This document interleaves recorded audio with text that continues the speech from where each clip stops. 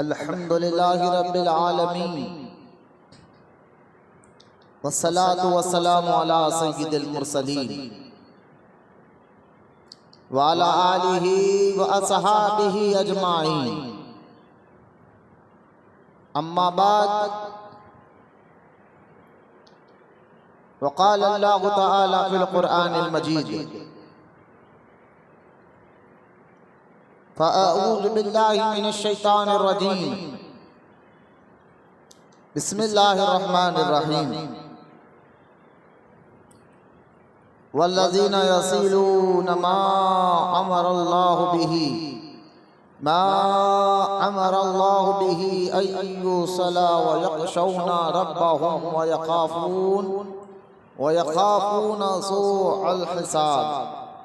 वल्लज़ीना सबरू अब्तिग़ाअ वजहि रब्बिहिम व अक़ामुस्सलाता व अनफ़क़ू मिम्मा रज़क़नाहुम सिर्रन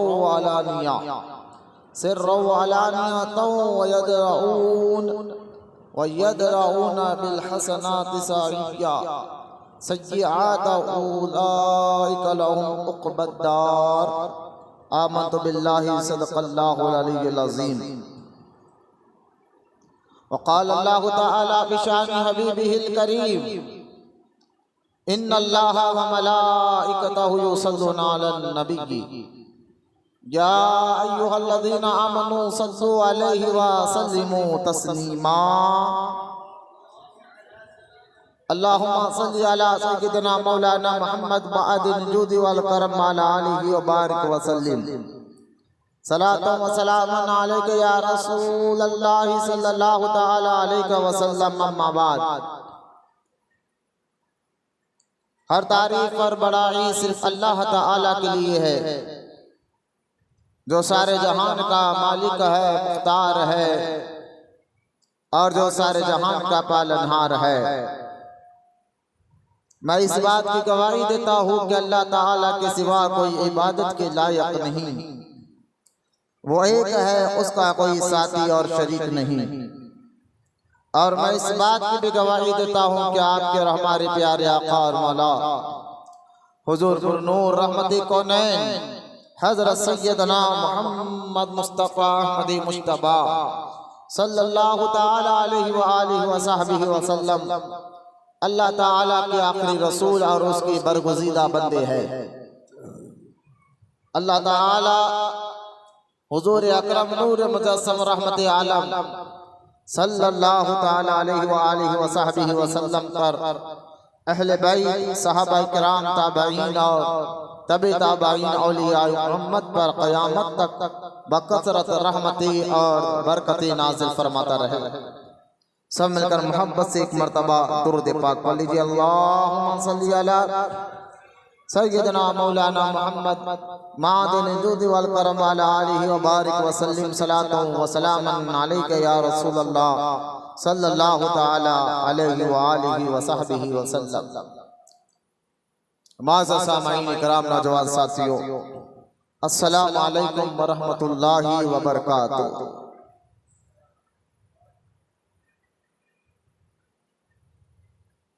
लगातार 3 जुमा से तीसरा जुमा है, हम सूरह रात आयत नंबर 19 से 21 की तफसीर, उन आयतों के बारे में सुनते हुए आ रहे हैं। आज का तीसरा जुमा भी उन्हीं आयतों की तफसीर पर होगा। 13वां पारा सूरह रात आयत नंबर 19 से 21 तक। और मैं कोशिश करूंगा कि आज के ये जुमा में मुकम्मल इन आयतों की तफसीर आपके सामने रखूं। अल्लाह ताला मुझे और आपको कहने सुनने से ज्यादा अमल की भी तौफीक अता फरमाए। खबर इसके कि अपने इस उन्वान अपने टॉपिक पर आओ। आइए सबसे पहले हम और आप दुरूद पाक पढ़ने की अहमियत और उसकी फजीलत को सुने, ताकि अल्लाह ताला में दुरूद पढ़ने का जज्बा और शौक़ अता फरमाए। बेशुमार अहादीस दुरूद पाक की फ़ज़ाइल पर मौजूद है। उन्हीं अहादीस मुबारका में हदीस पाक में आता है, हुजूर रहमत कौनैन सल्लल्लाहु अलैहि वसल्लम ने इरशाद फरमाया कि तुम लोग आम दिनों से ज्यादा जुमा के दिन मुझ पर कसरत से दुरूद पाक पढ़ा करो। वह इसलिए कि जो शख्स जुम्मे के दिन मुझ पर दुरूद पढ़ता है, आम दिनों में तो तुम्हारे दुरूद फरिश्ते मुझ तक पहुंचाते हैं, लेकिन जुम्मे के दिन जो दुरूद पढ़ता है उसके दुरूद को मैं खुद अपने कान से सुनता हूँ। लिहाजा दुरूद पाक पढ़ने के जो फज़ाइल हदीस पाक में आया है, यहाँ तक कि हदीस पाक में आता है दुरूद पढ़ने से अल्लाह ताला गुनाह भी माफ़ फरमाता है, नेकियां भी अता फरमाता है, उसके दर्जात को भी बुलंद फरमाता है। दुरूद पाक पढ़ने से अल्लाह ताला मुसीबतों, परेशानियों, मुश्किलों को भी दूर फरमाता है। दुरूद पाक पढ़ने से अल्लाह ताला बीमारों को शिफा भी अता फरमाता है। दुरूद पाक पढ़ने से अल्लाह ताला मुसीबत ज़दाओं की मुसीबतों को दूर फरमाता है। दुरूद पाक पढ़ने से अल्लाह ताला दुनिया में भी कामयाबी अता फरमाता है, कब्र आखिरत में भी इज़्ज़त अता फरमाता है। लिहाजा दुरूद पाक एक ऐसा वजीफा है जो आपको दुनिया और आखिरत में उसके बेशुमार बरक़ात आपको समझ में आएंगे इंशाअल्लाह। बस अपने अक़ीदत मोहब्बत के साथ आप लोग दुरूद पाक की कसरत करते रहे, उसके फिर जो आसार ज़ाहिर होंगे आपको आगे चलकर समझ में आएगा। आइए मोहब्बत और अक़ीदत के साथ हम सबके प्यारे आका करीम रहमत कौनैन सल्लल्लाहु अलैहि वसल्लम की बारगाह अक़दस में दुरूद पाक का नजराना पेश कर सुन कर पढ़ी अल्लाहुम्मा सल्ली अला सय्यिदना व मौलाना मुहम्मद माअदिन जुद वल करम व अला आलिहि व बारिक व सल्लिम सलातो व सलामन अलैका या रसूल अल्लाह सल्लल्लाहु तआला अलैका व सल्लम। ये आयत नंबर 19 से 21 तक सूरह रात की हम जो तफसीर करते हुए आ रहे हैं और उसका माना, उसकी तफसीर बोलते भी आ रहे हैं।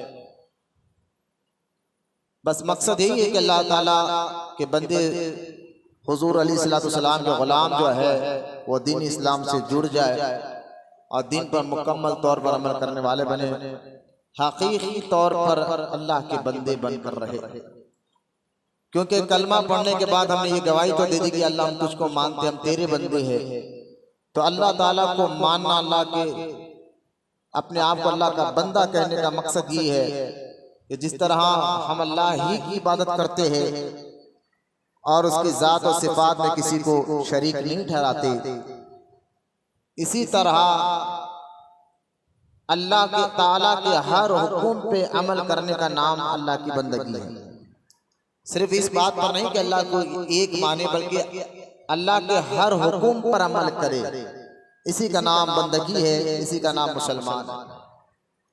और फिर और ये भी याद रखें, हम और आप जो है ये फानी दुनिया में, जो आज दुनिया में जो चल रहा है मादी नफ्सा नफ्सी का दौर हो चुका है, लोग खासतौर मुसलमान दीन से दूर, कुरान हदीस से दूर हो गए हैं। सिर्फ उनको नमाज की हद तक दीन याद रह रहा है, ना मार्केट में दीन याद है, ना घरों में दीन याद है। सिर्फ मस्जिद के अंदर आए तो नमाज पढ़ते हुए तो नजर आ रहे हैं, बाहर निकल कर वही उनकी हरकतों में कोई तब्दीली नहीं आ रही है। वजह क्या है? तो आज के इस मादी दौर में लोग कुरान और हदीस से मुकम्मल दूर हो चुके हैं। तो हमारा मकसद जुमा के दिन यही होता है कि लोगों को कुरान और हदीस के अहम अहकाम पर बताए, समझाए कि अक्सर बंदगी क्या है। सिर्फ नमाज पढ़ लेना या अल्लाह के हुक्म पे अमल करना नहीं, ये तो है नमाज पढ़ना सिर्फ, इसके अलावा भी अल्लाह का हुक्म क्या क्या है कि हलाल रोटी कमाने का हुक्म है। और क्योंकि आज जो मामला है, जो तरह का पैसा दौलत आ रही है, याद रखिए अगर वो हलाल तरीके से आए तो नूरुल अला नूर है, मेहनत और मशक्कत के साथ आए। अगर हलाल तरीके से नहीं आए तो सारी नमाजें आप पढ़ ले, रोजे रख ले, ज़कात दे ले, हज अदा कर ले, लेकिन जो है अगर हमारा कमाई ही हराम तरीके से हो, पैसा ही हराम तरीके से हो, तो वो सारी इबादतें हमारे मुंह पे मार दी जाएंगी। ना घरों में दीनी माहौल पैदा होगा, ना ही जो है हमारे बच्चे दीनदार होंगे, ना हम दीनदार होंगे। क्योंकि हराम और नाजायज कमाई का जो पैसा होता है वो हमारे मिजाजों को भी खराब करता है, हमारी रूहानियत को भी खराब करता है। इसलिए बुजुर्गान दीन रहमतुल्लाहि ताला अलैह जो बड़े बड़े औलिया इकराम दुनिया में गुजरे, अगर आप उनकी जिंदगियों को देख ले, सरकार गौसे पाक रजी अल्लाह ताला अन्हु की जिंदगियों को आप देख ले, जो सबसे ज्यादा उन्होंने अल्लाह ताला की इबादत में अल्लाह ताला की इबादत तो उन्होंने इतनी की कि आज हम सोच भी नहीं सकते, लेकिन अब सबसे ज्यादा उन्होंने जिस चीज का ख्याल रखा है वो रिज़्क़ हलाल का ख्याल था।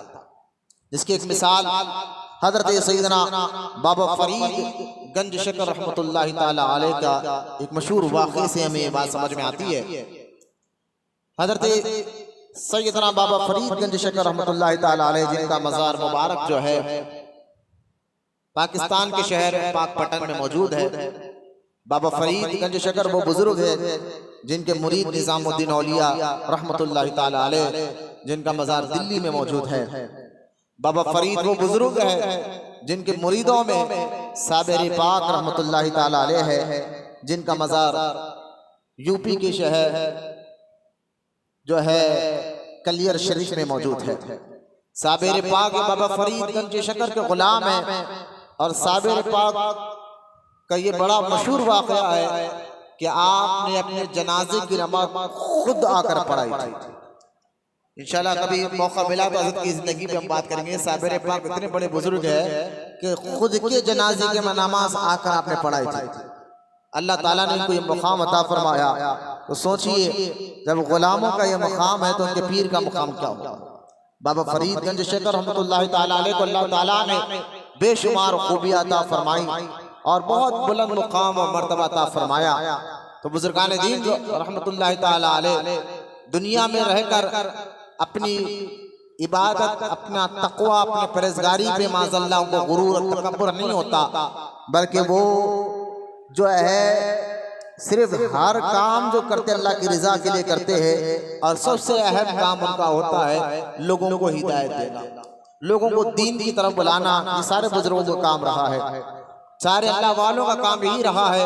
वो दीन का काम करते, तबलीग का काम करते, कुरान हदीस लोगों तक पहुंचाते हैं, अहम अहम बातें लोगों के जहनों में बिठाते हैं, दिल दिमाग में बिठाते हैं।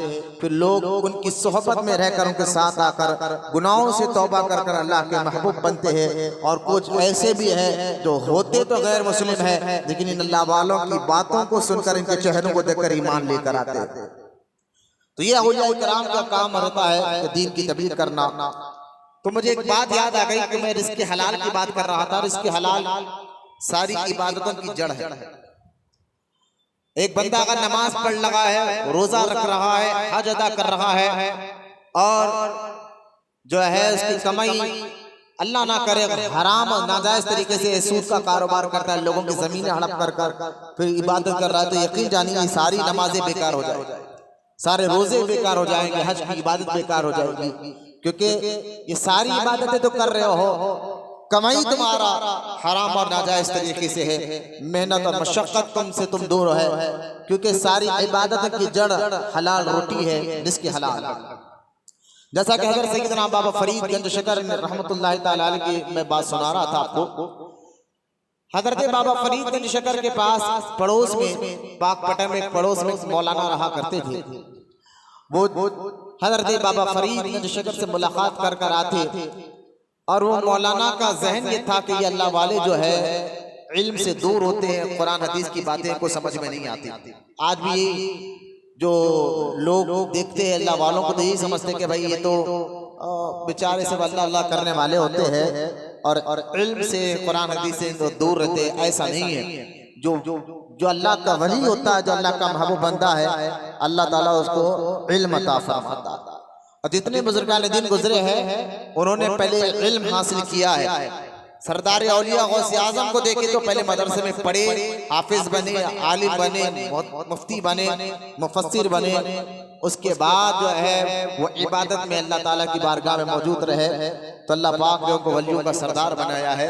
कहने का मकसद है कि अल्लाह अपने वलियों को जाहिल नहीं रखता और इस पर भी मैंने कई बार बयान किया है, लेकिन एक बात आपको समझाना है। बाबा फरीद गंज शकर रहमतुल्लाहि ताला अलैह के पड़ोस में वो मौलाना जो रहा करते थे, बड़े बाबा फरीद गंज शकर रहमतुल्लाहि ताला अलैह को कहते थे कि भाई ये तो बस अल्लाह अल्लाह करने वाले हैं, खवाली करने वाले हैं या खाना खिलाने वाले हैं, बस इनको इतना ही आता, उसके आगे नहीं आता। अब वो आते हज़रत बाबा फरीद गंज शकर रहमतुल्लाहि ताला अलैह उनकी इज्जत करते कि भाई आलिम है, मौलाना है और आलिमों की इज्जत, हुफ्फाज इकराम की इज्जत, हाफिज इकराम की इज्जत, उलमा इकराम की इज्जत करने का हुक्म ये अल्लाह के रसूल अलैहिस्सलाम ने दिया है। हुजूर अलैहिस्सलाम ने उनका अदब करना, उनसे मोहब्बत करने का हुक्म अता फरमाया। तो औलिया इकराम तो अल्लाह उसके रसूल के हुक्म पर सारी जिंदगी गुजारते हैं, जो कहते हैं उस पर अमल करते हैं। हजरत बाबा फरीद गंज शेखर रहमतुल्लाह तआला अलैह वो मौलाना को इज्जत देकर बिठाते और कुछ देर वो बैठ कर चले जाते। एक दिन जब वो मौलाना बाबा फरीद गंज शेखर से मिलने के लिए आए तो हजरत बाबा फरीद गंज शेखर रहमतुल्लाह तआला अलैह ने उस मौलाना से पूछा, मौलाना ये बताइए इस्लाम के अरकान कितने हैं? इस्लाम के अरकान कितने हैं? तो मौलाना को बड़ी हंसी आई, आप इतने बड़े वली हैं, अपने आप को इतने बड़े बुजुर्ग कहते हैं, आपको इस्लाम के अरकान नहीं मालूम? तो बाबा फरीद गंज शेखर रहमतुल्लाह तआला अलैह ने फरमाया कि नहीं, मैं आपसे सुनना चाहता हूं, आप बताएं कि इस्लाम के अरकान कितने हैं? तो मौलाना ने कहा कि इस्लाम के अरकान 5 है। आप देखिए इस्लाम जो है क्या है, 5 चीजों का नाम है, आप भी सुने। ये 5 अरकान इस्लाम के, फरमाया एक कलमा पढ़ना, यानी इस बात की गवाही देना कि अल्लाह के सिवा कोई इबादत के लायक नहीं, वो एक है। और हुजूर सल्लल्लाहु अलैहि वसल्लम अल्लाह के रसूल है, यानी इस बात की गवाही देना कि अल्लाह एक है और हुजूर अल्लाह के रसूल है। इस्लाम के जो 5 अरकान है, उसमें से पहला रुकुन कलमा तैयबा यानी ईमान। दूसरा अरकान क्या है? फरमाया नमाज है। तीसरा अरकान क्या है? फरमाया रोजा है। चौथा अरकान क्या है? फरमाया ज़कात है। 5वां अरकान क्या है? फरमाया हज है। अब वो मौलाना ने बाबा फरीद गंज शेखर से फरमाया 5 अरकान का नाम इस्लाम है, नमाज, रोजा यानी कलमा, नमाज, रोजा, हज, ज़कात। हजरत बाबा फरीद गंज शेखर रहमतुल्लाह तआला ने फरमाया कि मैंने अपने बुजुर्गों की किताबों में देखा इस्लाम के अरकान 6 है और आप 5 कह रहे हैं। अब मौलाना को बड़ा गुस्सा आया कि आप अजीब बात कर रहे हैं, ये 5 अरकान है, आप 6वां और एक अरकान कहां से निकाले? तो हजरत बाबा फरीद गंज शेखर रहमतुल्लाह तआला अलैह ने फरमाया कि मैं अपने बुजुर्गों की किताबों में लिखा पढ़ा हूँ इस्लाम के 6 अरकान है। मौलाना को और गुस्सा आया, को बताइए 6वां अरकान क्या है? फरमाया रिज़्क़ हलाल, हलाल रोटी कमाना। यानी यूं समझिए सारी इबादतें अगर एक दीवार है तो उसकी बुनियाद रिज़्क़ हलाल है। अगर रिज़्क़ हलाल ना हो तो यानी बुनियाद ना हो तो दीवार कहां खड़ेगी? बुनियादी ना हो तो दीवारें कहां खड़ेंगी? रिज़्क़ हलाल ना हो तो सारी इबादतें बेकार जाती। ये समझाना चाह रहे थे बाबा फरीद गंज शेखर रहमतुल्लाह तआला अलैह। तो वो मौलाना को बड़ा गुस्सा आया कि आप क्या अजीब मंतिक बात कर रहे हैं, इस्लाम के 5 अरकान है, कलमा, नमाज, हज, रोजा, ज़कात, और आप एक नई बात निकाले कि रिज़्क़ हलाल, रोटी कमाना, रिज़्क़ हलाल कमाना ये भी अरकान इस्लाम के रुकुन में से जरूरी है।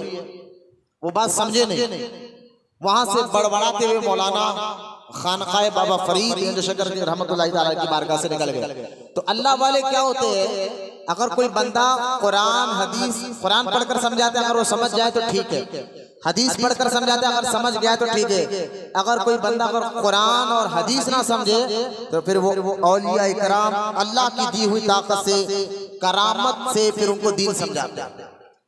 देखिए आप अगर इस्लाम जो फैला है, ख्वाजा गरीब नवाज रहमतुल्लाह तआला अलैह ने जो दीन फैलाया है, बहुत से लोगों ने तो ऐसे भी थे जो गरीब नवाज के चेहरे को देखकर कलमा पढ़, इतना प्यारा चेहरा, और ये झूठों का नहीं हो सकता। यकीनन अल्लाह वालों के चेहरों पर अल्लाह ने नूर अता फरमाया। चेहरा देखकर आज हम और आप भी गेस कर लेते, अंदाजा कर लेते हैं कि सच्चे का चेहरा या झूठे का चेहरा है। ये तो हम और आप भी पहचान लेते हैं आज के दौर। हम चेहरे से पहचान लेते कि बंदा झूठ बोल रहा है या सच बोल रहा है, इतनी अक्ल अल्लाह हमें भी दिया है। लेकिन जिनको अल्लाह पाक ईमान और रूहानियत का नूर देता है तो उनके चेहरे बहुत ज्यादा चमकते हैं, और एक आम आदमी भी देखकर कहता है कि झूठे का चेहरा नहीं हो सकता। तो ख्वाजा गरीब नवाज रहमतुल्लाह तआला अलैह को जो है अल्लाह ताला ने बेशुमार करामात अता फरमाया। उन करामातों में कुछ ऐसे भी थे कि चेहरा देखकर लोग कलमा पढ़ लेते थे। फिर कुछ लोग गरीब नवाज की तकरीर सुनकर कलमा पढ़ लेते, यानी कुरान गरीब नवाज अब तकरीर करते, लोगों को दीन की बातें बताते, कुरान और हदीस की बातें बताते, लोग कलमा पढ़ लेते। लेकिन एक मुझे बताइए, एक बंदा ना कुरान की बात को मानता है ना हदीस को मानता है, तो अब क्या करे? तो ऐसे लोगों ने गरीब नवाज की करामत को देखकर जो है फिर कलमा पढ़ा, जिसकी एक मिसाल है जब ख्वाजा गरीब नवाज रहमतुल्लाह ताला अलैह को ये बात मालूम है कि फला इलाके में लोग आग की इबादत कर रहे हैं, गरीब नवाज गए और उनको समझाया, क्योंकि वो ऐसे लोग थे कि कई हजार साल से आग की इबादत कर रहे थे। और यकीन जानिए फिर वो इबादत भी वो लोग ऐसे थे कि गरीब नवाज के रहमतुल्लाह ताला के दौर में वो 6 महीने तक वो जो आग की इबादत करके बैठते थे ना, 6 महीने तक ना खाते थे ना पानी पीते थे। अंदाजा करें कि एक बंदा 6 महीने ना खाए ना पिए, तो लोग बहुत मुतासिर होते थे उनको देखकर कि एक बंदा आपकी इबादत में 6 महीने ना खाता है ना पानी पीता है, तो लोग फिर मुतासिर होते थे, उनके तरफ राग़िब होते थे। गरीब नवाज को जब ये मालूम हुआ तो गरीब नवाज डायरेक्ट उन्हीं के पास गए और उनको समझाया कि अल्लाह की इबादत करो, आग की इबादत मत करो। उनको समझाया तो वो कुरान हदीस की बात उनको समझ में नहीं आई, यानी समझने को तैयार नहीं थे। फिर गरीब नवाज ने फरमाया कि देखो ये आग की तुम इबादत क्यों करते हो, जरा ये तो बताओ, तुम्हें क्या समझ में आया कि क्यों इबादत करते हो, क्या चीज तुम्हें इस तरफ चुकाती है, किस वजह से तुम इसकी इबादत करते हो? तो वो लोग कहने लगे, देखो मोइनुद्दीन, बात ये है, ये आग का काम जलाना है, तो हमारी अक्ल ने इस बात को माना जो जलाती है अगर हम उसी की इबादत करें तो फिर ये हमें मरने के बाद नहीं जलाएगी, हमें तकलीफ नहीं पहुंचाएगी। तो गरीब नवाज रहमतुल्लाह ताला ने फरमाया, अजीब सी बात है तुम्हारे जहन में, जरा इस मंतिक को जहन में तवज्जो फरमाए। आपने फरमाया, गरीब नवाज रहमतुल्लाह ताला अलैह ने फरमाया, अच्छा चलो अभी तुम इस आग की इतने साल से इबादत कर रहे हो और तुम्हारे कहने के मुताबिक हम इसकी इबादत करेंगे तो ये हमें जलाएंगे नहीं, तो लिहाजा अगर तुम ये कॉन्फिडेंस रखते हो, ये यकीन रखते हो, तो इस आग में हाथ डालकर बताओ। तो उन्होंने कहा नहीं, ये आग जलाएगी। तो गरीब नवाज ने फरमाया, तुम कैसे मुसलमान हो, तो अभी तो कह रहे थे कि आग की इबादत हम करते इसलिए कि हमें जलाए ना, फिर इतने साल से इबादत कर रहे हो, हाथ डालकर बताओ। उन्होंने कहा नहीं, ये हमसे नहीं हो सकता। सीधा बैठो, बैठो सीधा बैठो, हाँ इत्मीनान से बैठो, ठीक है। अपन मस्जिद में बैठे, मस्जिद आ रहा था कि कुरान और हदीस से अगर कोई बात दीन को कोई ना समझे तो बुजुर्गान दीन करामत से समझाते। तो गरीब नवाज रहमतुल्लाह ताला अलैह ने फरमाया, देखो ये अल्लाह के हुक्म के बगैर ये आग किसी को नहीं जलाती। लोगों ने कहा कि अगर ये बात है तो आप इस आग में हाथ डालकर बताएं, अगर आपका हाथ नहीं जला तो हम समझ जाएंगे। तो गरीब नवाज ने फरमाया कि हाथ तो दूर की बात है, मैं ये चप्पल को अपनी नालेन को निकाला, फरमाया ये मेरी चप्पल है, जूती है, मैं पहनता हूँ, मैं इसको आग में डालता हूँ और मुझे यकीन है ये भी अल्लाह के हुक्म के बगैर ये आग उसके डोरी की रस्सी तक नहीं जलाएगी। ये कहकर गरीब नवाज ने अपनी जूती निकालकर उस आग में डाला और कुछ देर के बाद जब बाहर निकालेगा, खुदा की इज्जत और जलाल की कसम, लोगों ने देखा कि गरीब नवाज की पहनी हुई जूती की रस्सी तक नहीं जली थी। तो बरसों से जो लोग, सोचिए थोड़ा सा अपनी अकल लड़ाकर, 6 महीने भूखे बैठते थे उस आग के सामने, उनके सोच ये थी, थिंक ये थी, लेकिन उन लोगों ने गरीब नवाज के जरिए की करामत को देखा तो अल्लाह की इबादत, अल्लाह की कुदरत उनको समझ में आ गया। तो औलिया अल्लाह करामत दिखाते हैं तो अपनी वाहवाही के लिए नहीं, अल्लाह की ताकत और कुदरत समझाने के लिए। इन करामतों से बंदा समझ जाता है कि अल्लाह की ताकत क्या है, उसकी कुदरत क्या है। तो खैर बाबा फरीद गंज शकर रहमतुल्लाह ताला अलैह ने इस मौलाना को समझाया कि भाई इस्लाम के 6 रुकन है, 6वां रुकन रोटी यानी रिज़्क़ हलाल। वो मौलाना को बड़ा गुस्सा आया, उन्होंने बड़बड़ाते हुए निकल के चले गए, भाई अजीब लोग हैं कि ये अजीब अजीब बातें करते हैं। बुजुर्गान दीन की कुछ बातें ऐसी होती है वो हर एक को समझ में नहीं आती, लेकिन उनकी बातें जो होती है वो कुरान हदीस के मुताबिक ही होती है। अब वो औंठते हुए निकल गए और इत्तेफाक से उसी साल उनको हज को जाना था, और उस दौर में हज कश्तियों में समंदर में हुआ, कश्ती के जरिए होता था। वो हज के लिए निकले, हज कर जब वापस आ रहे थे अपने मुल्क को, तो रास्ते में ऐसा हुआ कि बड़ा तूफान आया, कश्ती टूट गई, कई लोग मर गए। ये जो मौलाना थे, ये मौलाना को एक तख्ता मिल गया, ये मौलाना उस तख्ते पे बैठ गए। बड़ी मुश्किल से समंदर के बीच जो एलेन होता है, बिल्कुल बात समंदरों के बीच में, आपने टीवी देखा होगा कि छोटा सा एलेन यानी जहाँ पहाड़ जंगल थोड़ी सी रेती वगैरह होती है, वो मौलाना समंदर के बीच उस एलेन पे पहुंच के उस तख्ते के जरिए तकरीबन लोग मर गए। मौलाना बड़ी मुश्किल से अपनी जान बचाते बचाते उस एयरलाइन पर पहुंच गए जहां पर ये सिर्फ अकेले थे। चारों तरफ पहाड़ झाड़ और जंगल के अलावा और पानी के अलावा कुछ नहीं था। अब एक दिन हुआ, 2 दिन हुआ, मौलाना इस उम्मीद पे वहां रहने लगे शायद कोई मुझे ढूंढता ढूंढता यहाँ पर आ जाए। एक दिन हुआ, 2 दिन हुआ, 3, 7 दिन गुजर गए। अब समंदर का पानी तो बड़ा खारा होता है, कब तक पिएंगे। अब 7 दिन जब गुजर गए, चारों तरफ पहाड़ झाड़ जंगल, ना इंसान नहीं, कुछ नहीं, खाने को कुछ नहीं। बड़ी मुश्किल से 7 दिन गुजर गए तो एक पहाड़ के साए में बड़ी मुश्किल से अपनी यूं समझिए कि अपनी मौत का इंतजार कर रहे थे। बोले अब कोई आएगा नहीं, लिहाजा आराम कर रहे थे। अचानक मौलाना के कान में एक आवाज गूंजी कि रोटी ले लो। अब मौलाना बड़े हैरान हुए, यार इतने आइलैंड में जहाँ मैं अकेला इंसान हूँ या कौन इंसान आ गया। तो अब मौलाना को बोले चुप छोड़ो, कोई भी होगा लेकिन रोटी तो ले ले। बाहर निकले, उस रोटी देखा कि एक शख्स है जो रोटी सर पर ले जा रहा है, गरम गरम रोटी ले जा रहा है। तो मौलाना क्या उसको बुलाया, बुलाकर कहा कि ये रोटी मुझे दो। उसने कहा पैसे दो, मैं रोटी दूंगा। तो मौलाना ने कहा देखो भाई, मैं मौलाना हूँ, आलिम हूँ, कुरान की बातें समझाए, हदीस की बातें समझाए। वो अदब से सुनता रहा, रोटी बेचने वाला सुनता रहा। अब जब अदब के साथ सुना तो उसने कहा कि अब तो दे दो, मैं आलिम हूँ, मौलाना हूँ। कहा नहीं, अब इसके बदले रोटी होना, पैसे होना। तो उसने कहा पैसे तो मेरे पास है नहीं। तो उस रोटी वाले ने कहा कि काम करे, आपकी उम्र कितनी है? बोले 50 या 60 सालों की उम्र थी मौलाना की। तो कहा ठीक है, आप ये बोलिए कि मैंने अभी तक जो नमाजें पढ़ी है वो नमाजों की नेकियां तुझे देता हूँ। अभी तक जो नमाजें मैंने पढ़ी है 14 साल से लेकर 50 साल की उम्र तक जो नमाजें मैंने पढ़ी है, सारे नेकियां मैं तुझे देता हूँ। तो मौलाना को भूख तो बड़ी लगी थी, उन्होंने कहा ठीक है, मैं सारे नेकियां नमाजों को तुझे देता हूँ। उन्होंने रोटी दे दिया, चले गए वहां से। अब ये मौलाना बोले, उनको पहले ढूंढते कि कहाँ से आए भाई, कहाँ पर, लेकिन गायब हो गए। फिर 7 दिन गुजर गए, फिर वही भूख का हाल, फिर वही रोटी वाला आया। फिर मौलाना ने उनको कहा भाई मुझे रोटी दे, आपने कहा पैसे दे। वो बड़े समझाने के बाद का बात ये हुई भाई, आप के जितने रोजे आप रहे हैं इन 60 साल की उम्र में, सारे रोजों की नेकियां मुझे दे दे, मैं रोटी देता हूँ। मौलाना का खाली बोलने से क्या होता है, जाओ कि मैंने 60 साल के सारे रोजे, हर साल जो रोजे मैंने रहा है सारी नेकियां तुझे दे। नमाज के लिए किया गया, रोजे के लिए किया गया, वो रोटी देकर चले गए। 7 दिन फिर गुजर गए। फिर वही मौलाना के पास रोटी वाला आया, फिर बहस हुई। उन्होंने कहा कितने हज किया आपने? बोले कितने बार हज किया? या सारे हज के नेकियां दी। तो उन्होंने सारे हज के नेकियां दी, रोटी चले गए। फिर 7 दिन गुजर गए। फिर 7वें दिन शख्स आए और उन्होंने कहा अब क्या दोगे? कहा ज़कात जो मैंने की है वो ज़कात के अलावा जो नेकियां मैंने की है। देखो मैं ये उठने बैठने वालों को बुझाओ, बाहर बैठ जाओ, बोलो अंदर रखो, बोलो ज़कात के अलावा और जितने नेकियां मैंने की सब नेकियां मैं देता हूँ। रोटी वाले ने सारे नेकियां ले ली और वो रोटी देके चले गए।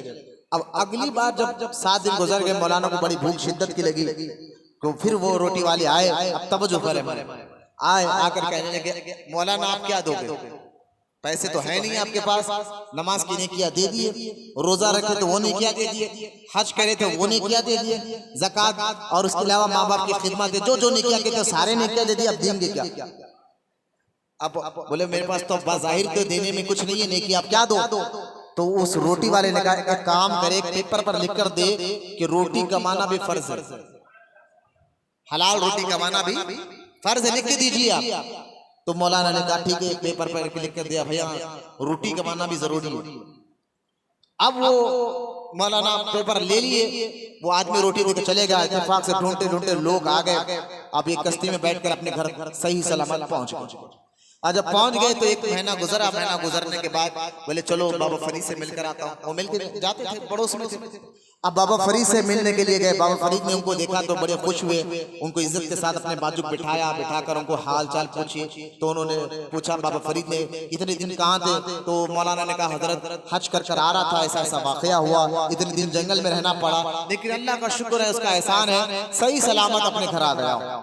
मुझे ढूंढते हुए लोग आए और मैं सही सलामत आ गया हूँ। जब बात मुकम्मल हो गई तो बाबा फरीद ने कहा मौलाना उस सवाल का जवाब क्या है जो मैंने आपसे सवाल किया था, उसका जवाब दीजिए। कहा कौन से सवाल का? तो वही इस्लाम के 6 रुकन है। 6वां रुकन रोटी कमाना, हलाल रोटी कमाना।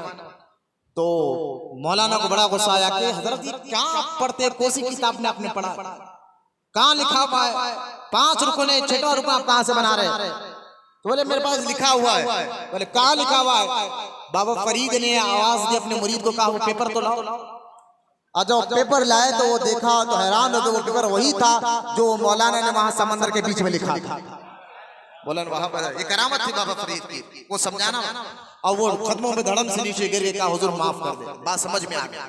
असल बाबा फरीद उनको समझाना ही चाह रहे थे कि बाबा ठीक है, नमाज पढ़ रहे हो, रोजा रख रहे हो, हज कर रहे हो, ज़कात अदा कर रहे हो, माँ बाप की खिदमत कर रहे हो, लेकिन ये सारी चीजें, ये सारी नेकियां है, इन नेकियों की बुनियाद रिज़्क़ हलाल है। उनको ये समझाना चाह रहे थे। अगर आज भी ये बात समझाने का मकसद मैं अभी आपको, यानी मैंने ये बताना चाह रहे थे कि ये सारी चीजें इमारत है तो हलाल रोटी रिज़्क़ हलाल बुनियाद है। तो अंदाजा करें आज जो दौर चल रहा है, लोग मादी दौर में गुजर रहे हैं, फितरे के दौर में गुजर रहे हैं। मुसलमान जो है, जो आया था आखिरत के लिए, पहले तो हम याद रखना आखिरत के लिए आए हैं, लेकिन दुनिया ही को सब कुछ समझ कर जो है, दुनिया में ना हम लोगों की जमीनें हड़प कर खा रहे हैं माज़अल्लाह। मैं उन लीडरों, सूदखोरों, पहलवानों, रौडियों की बात कर रहा हूँ, हर मुसलमान की बात नहीं कर रहा हूँ। अल्हम्दुलिल्लाह मैं उन मुसलमानों को देखकर दुआ भी देता हूँ, खुश भी होता हूँ, जो रिज़्क़ हलाल कमाने के लिए या तो ऑटो चला रहे हैं, या तो बंडी कर रहे हैं, या तो कहीं मजदूरी कर रहे हैं, कमा तो हलाल रोटी रहे हैं। अल्हम्दुलिल्लाह कमा तो हलाल रोटी रहे हैं। मैं उनकी बात कर रहा हूँ जो बंगलों और बड़े बड़े कारों में तो फिर रहे हैं और अपने आप को मुसलमान भी कर रहे हैं, लेकिन कभी उनकी कमाई का जरिया देखे, या तो वो सूद के कारोबार में पड़े हुए हैं, या तो वो शराब के कारोबार में पड़े हुए हैं, या तो सट्टे के कारोबार में पड़े हुए हैं, या तो वो जुए के काम में पड़े हुए हैं, और बस उनका एक ही मकसद है कि दुनिया अच्छी गुजारना, दुनिया ही उनके लिए सब कुछ है। अच्छा लाइफ स्टाइल, अच्छा घर होना चाहिए, अच्छी गाड़ी होना चाहिए, अच्छे कपड़े होना चाहिए, उसके लिए कुछ भी करे, लेकिन एक मुसलमान की सोच ये नहीं हो सकती, क्योंकि हदीस पाक में अल्लाह के रसूल सल्लल्लाहु अलैहि वसल्लम ने इरशाद फरमाया कि मेरी उम्मत उस वक्त उरूज पर होगी जब 2 चीजें उनके अंदर आ जाएगी, एक दुनिया से नफरत और मौत से मोहब्बत। जब ये चीज मेरी उम्मत के अंदर बैठ जाएगी तो अल्लाह पाक मेरी उम्मत को जवाल नहीं देगा, उरूज अता फरमाएगा, हर जगह इज्जत अता फरमाएगा। लेकिन आज देख ले आप, किन किन मुल्कों में देख ले, जितने 52 मुल्क मुसलमानों के हैं, और यहाँ हिंदुस्तान के तमाम मुसलमानों के हालात को आप देख ले कि आज जवाल मुसलमानों के हो रहा है। हर तरीके से मुसलमान जिल्लत, रुसवाई, हर वो तकलीफ, क्योंकि हम मुसलमान हैं, हम अल्लाह को एक माने। अल्लाह को एक मानने का मतलब ये नहीं कि सिर्फ अल्लाह को एक मान लिया बात खत्म हो गई, नहीं, अल्लाह ताला के हर हुक्म पे अमल करने का नाम अल्लाह की बंदगी है। अल्लाह के हर हुक्म पे अमल करने का नाम अल्लाह की बंदगी है। अल्लाह को एक तो यहूदी भी मानते हैं, अल्लाह को एक तो नसरानी भी मानते हैं, लेकिन कि वो मुसलमान नहीं है। आपको मालूम है वो तो मानते तो अल्लाह को है, लेकिन फिर भी वो नबियों की शान में गुस्ताखियां बयान करते हैं। मुसलमान वो है अल्लाह को एक भी मानता है और अल्लाह के हर हुक्म पे अमल भी करता है, अल्लाह की बंदगी मुकम्मल तौर पर अता करता है। तो ये अल्लाह का हुक्म है कि रिज़्क़ हलाल कमाए। कुरान की एक नहीं कई आयत कुरान पाक में मौजूद है कि रिज़्क़ हलाल कमाए। तो आज इस मादी दौर में कि हम जो है दुनिया से मोहब्बत करने बैठ गए और मौत से डर गए। सरकार ने फरमाया जब मेरी उम्मत में ये चीज बैठ जाएगी, मेरी उम्मत में ये चीज आ जाएगी कि दुनिया से मोहब्बत करेंगे, मौत से डरना शुरू कर देंगे, फिर कहीं पर उनकी इज्जत बाकी नहीं रहेगी, रुसवाई हो गया। आज देख ले कि क्या हाल हमारा हो गया है। अब कोई अगर सवाल करने वाला मुझसे ये सवाल करे, हज़रत क्या दुनिया यानी हलाल रोटी कमाना, माँ बाप के लिए मेहनत करना, बीवी बच्चों के लिए मेहनत करना, अच्छे कपड़े पहने, घर के लिए मेहनत करना, ये दुनिया है? मैंने कहा नहीं, पहले दुनिया का मतलब आप समझिए, ये दुनिया नहीं है। पहले दुनिया का मतलब आप समझे, दुनियादारी कहते किसको है, ताकि आपको ये बात समझ में आ जाए कि दुनियादारी ये नहीं है कि रिज़्क़ हलाल कमाना, दुनियादारी ये नहीं है हलाल जो है हलाल रोटी के जरिए माँ बाप का, बीवी बच्चों का, औलाद का, भाइयों का पेट पालना। सिराज धुआं बहुत आ रहा था, दुरूद पाक पढ़ समझे फिर इंशाल्लाह। ये आयत मुबारक तो सूरह राद आयत नंबर 21 पढ़कर मैं आपके सामने बात खत्म कर रहा हूँ। आज मुझे समझाना है कि जो मादी दौर चल रहा है, नफ्सा नफ्सी का दौर चल रहा है, लोग दुनिया की मोहब्बत में डूब गए। जो हुजूर ने फरमाया कि मेरी उम्मत में जब दुनिया की मोहब्बत और मौत से डर पैदा हो जाएगा तो फिर रुसवाई होगी। आज देख ले कितने परसेंट सारे हिंदुस्तान में दुनिया भर में मुसलमान मौजूद है, लेकिन एक शरीयत लॉ जो है मुकम्मल तौर पर हम अमल नहीं कर सक रहे। इस तरह के कानून बनाए जा रहे हैं। अल्लाह हमारे ईमान और इस्लाम की हिफाजत फरमाए इंशाल्लाह। इस्लाम को धक्का नहीं लगा, वो तो क़यामत तक रहेगा इंशाल्लाह, क्योंकि हदीस पाक में है। अब दुनियादारी कहते किसको है, और उसकी एक मिसाल देकर मैं आपको समझाता हूं ताकि आपको समझ में आ जाए कि एक बंदा मस्जिद में बैठा हुआ है।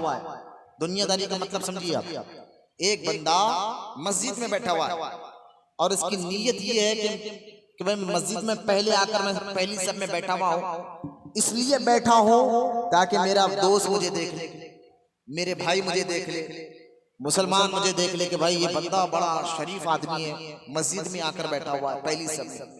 यानी एक बंदा अल्लाह के घर में बैठा हुआ है, नीयत उसकी ये है कि लोग मुझे देख ले कि मैं नमाजी हूँ, परहेज़गार हूँ, मैं मस्जिद में पहले आकर बैठा हूँ।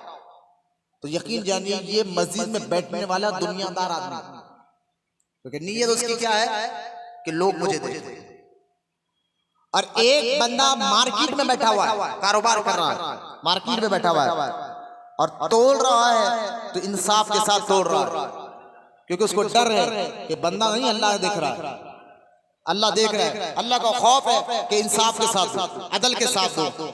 अल्लाह का खौफ, अल्लाह के डर से अदब के साथ, इंसाफ के साथ तोल कर दे रहा है। डर उसके दिल में अल्लाह का है कि यार अल्लाह देख रहा है। तो वो मार्केट में बैठने वाला बंदा दुनियादार नहीं, इबादत गुजार है।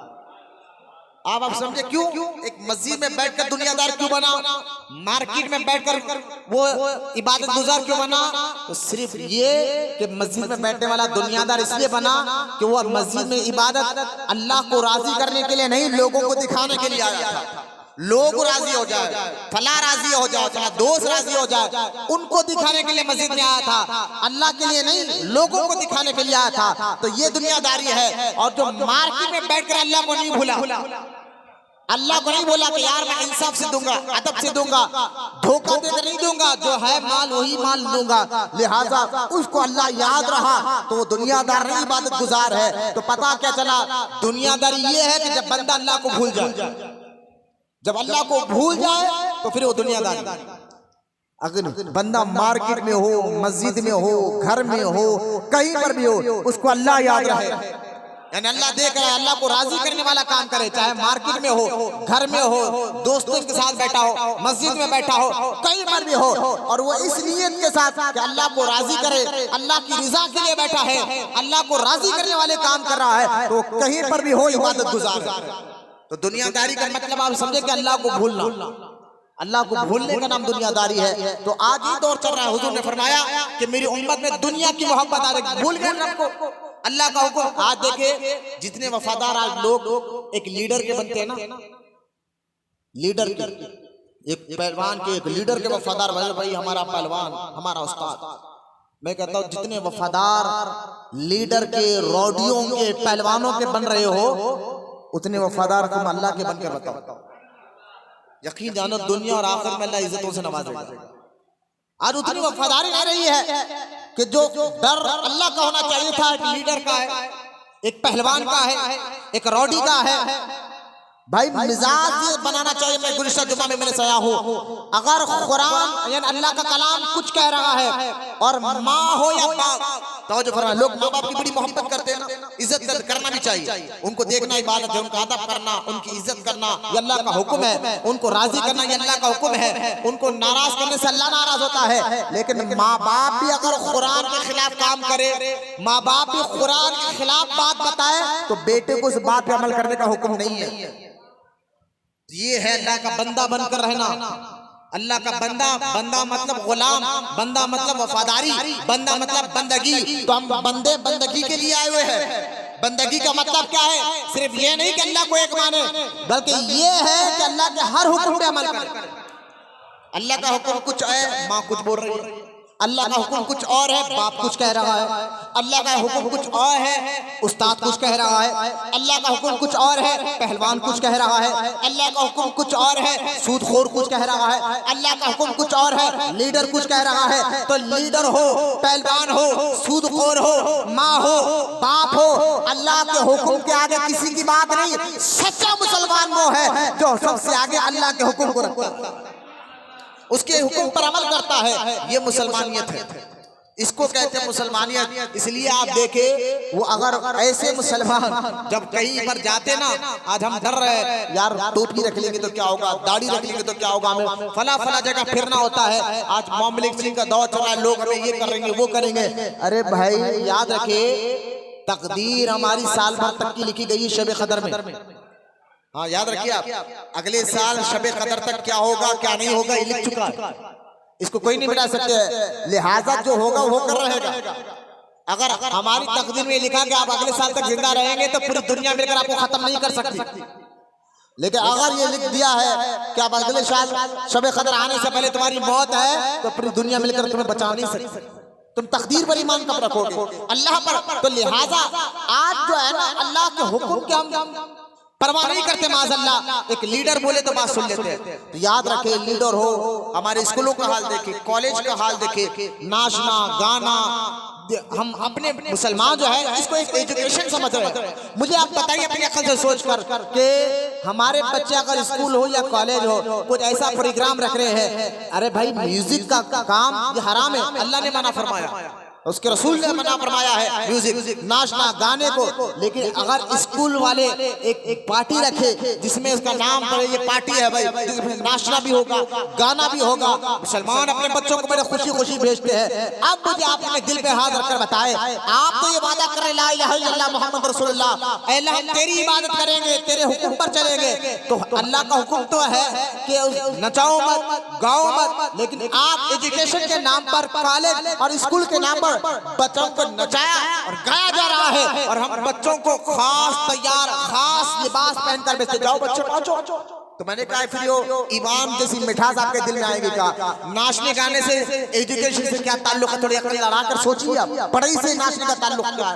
गाने से नाचने का, गाने से नाचने से पढ़ाई का कोई ताल्लुक नहीं है। लेकिन मैं आपको समझाना चाहता हूँ, अगर इस्लाम कुरान के खिलाफ कोई भी काम हमें बताए, चाहे माँ बाप हो, उस्ताद हो, टीचर हो, उन बात को नहीं माना जाएगा। सबसे आगे अल्लाह के कानून को रखा जाएगा, सबसे आगे ये जहन बनाए आप, ये जहन बनाकर आप मस्जिद से उठिए तो फिर देखे अल्लाह ताला कहीं पर भी आप जाइए, फिर अल्लाह आपकी हिफाजत भी फरमाएगा अपने फजल करम से, और आपको इज्जत से भी नवाजेगा। पहले आप मुकम्मल दीन पे अमल करें। सहाबा इकराम के दौर को अगर आप पढ़े, उनके दौर में आज से ज्यादा दौर खतरनाक था, चारों तरफ दुश्मन थे, कलमा पढ़े तो कत्ल कर दिया जाते। लेकिन आज देखे उन सहाबा ने उन दौर को नहीं देखा, उनका यकीन अल्लाह रसूल पर मजबूत था। हालात को कभी देखकर उन्होंने फैसला नहीं किया, अल्लाह उसको रसूल को राजी करने वाला काम किया। इसलिए कुरान आज उनकी तारीफें बयान फरमा रहा है। लिहाजा जब तक हम अपनी ये फिक्र ना पैदा करें, हम आखिरत के लिए आए हैं।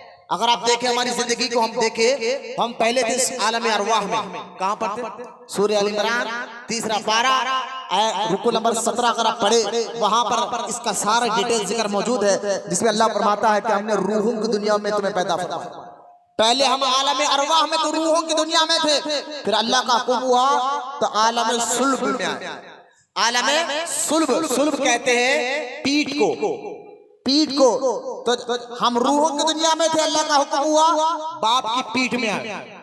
औलाद कहाँ थी है? पहले बाप की पीठ में पानी की शक्ल में रहती है, फिर जब तक अल्लाह ने चाहा हम बाप की पीठ में रहे, फिर अल्लाह का हुक्म हुआ हम माँ की पेट में आए, जिसको जो है आलम जो है रहम कहा जाता है, पेट को अरबी में रहम कहा जाता है। आलम अरवा में थे, वहां से हुक्म आलम सुल्ब में आए, बाप की पीठ में आए। वहाँ जब तक अल्लाह ने चाहा वहां तक रहे, फिर वहां से हुक्म हुआ आलम रहम में आए। रहम कहते हैं पेट को, माँ के पेट में, और जब तक अल्लाह ने चाहा वहां रहे, फिर हुक्म हुआ आलम शहादत में आए, दुनिया में आए।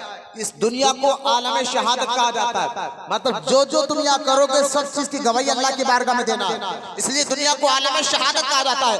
अब देखिए हम एक मुसाफिर की तरह, मुस्तकबिल हमारा क्या है, आखिरत है। मैं ये समझाना चाह रहा हूँ, हम रूहों की दुनिया में थे, वो मुस्तकबिल नहीं था, बाप की पीठ में आए, वहां भी मुकम्मल रहना नहीं था, माँ के पेट में आए, वहां भी मुकम्मल रहना नहीं है, दुनिया में आए। जब तक अल्लाह ने चाहा, जब तक अल्लाह ने चाहा हम दुनिया में रहेंगे, फिर वहां से आप खबर भी आलम बरज़ख में चले जाएंगे। और वो ऐसी जगह वहां से कभी कोई आ नहीं सकता। वो वहां गया आलम बरज़ख तो समझ जाए फिर वहां हमारा फैसला होने वाला, वो हकीकत सामने आ जाएगी। जो जो कर रहे थे ये फरिश्ते हो या जन्नत हो दोज़ख हो, इसलिए देखे ना, जब बंदा नज़ा की हालत में हो, गरगरे की हालत में हो, पहले रूह जब निकलती है पैरों से निकलती है, पैर ठंडे हो जाते हैं, पैर ठंडे हो जाते हैं, और रूह जब आके सीने में अटक जाती है तो बंदे की आंखों के सामने से पर्दे हट जाते हैं और फरिश्तों को देखने लग जाता है, वो फरिश्तों को। और उस वक्त अगर कोई बंदा तौबा करे, अल्लाह तौबा को कबूल नहीं करता।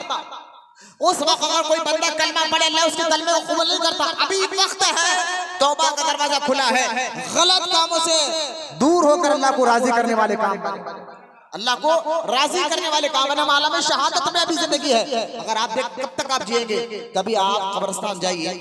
हमारे बुजुर्गान ने दिन यही करते थे, जब उनके दिल में कोई महसूस होता था दिल में सख्ती है, यानी नरमी नहीं आ रही, नमाज पढ़ने को दिल नहीं बोल रहा, अच्छा काम करने को दिल नहीं बोल रहा, तो सख्ती इसको कहते हैं। जब कोई दिल नहीं बोलता अच्छा काम करना, नमाज पढ़ना, रोजा रखना, माँ को खिदमत करना, जब नरमी सख्ती आ जाए तो बुजुर्गान दिन दो काम करते थे।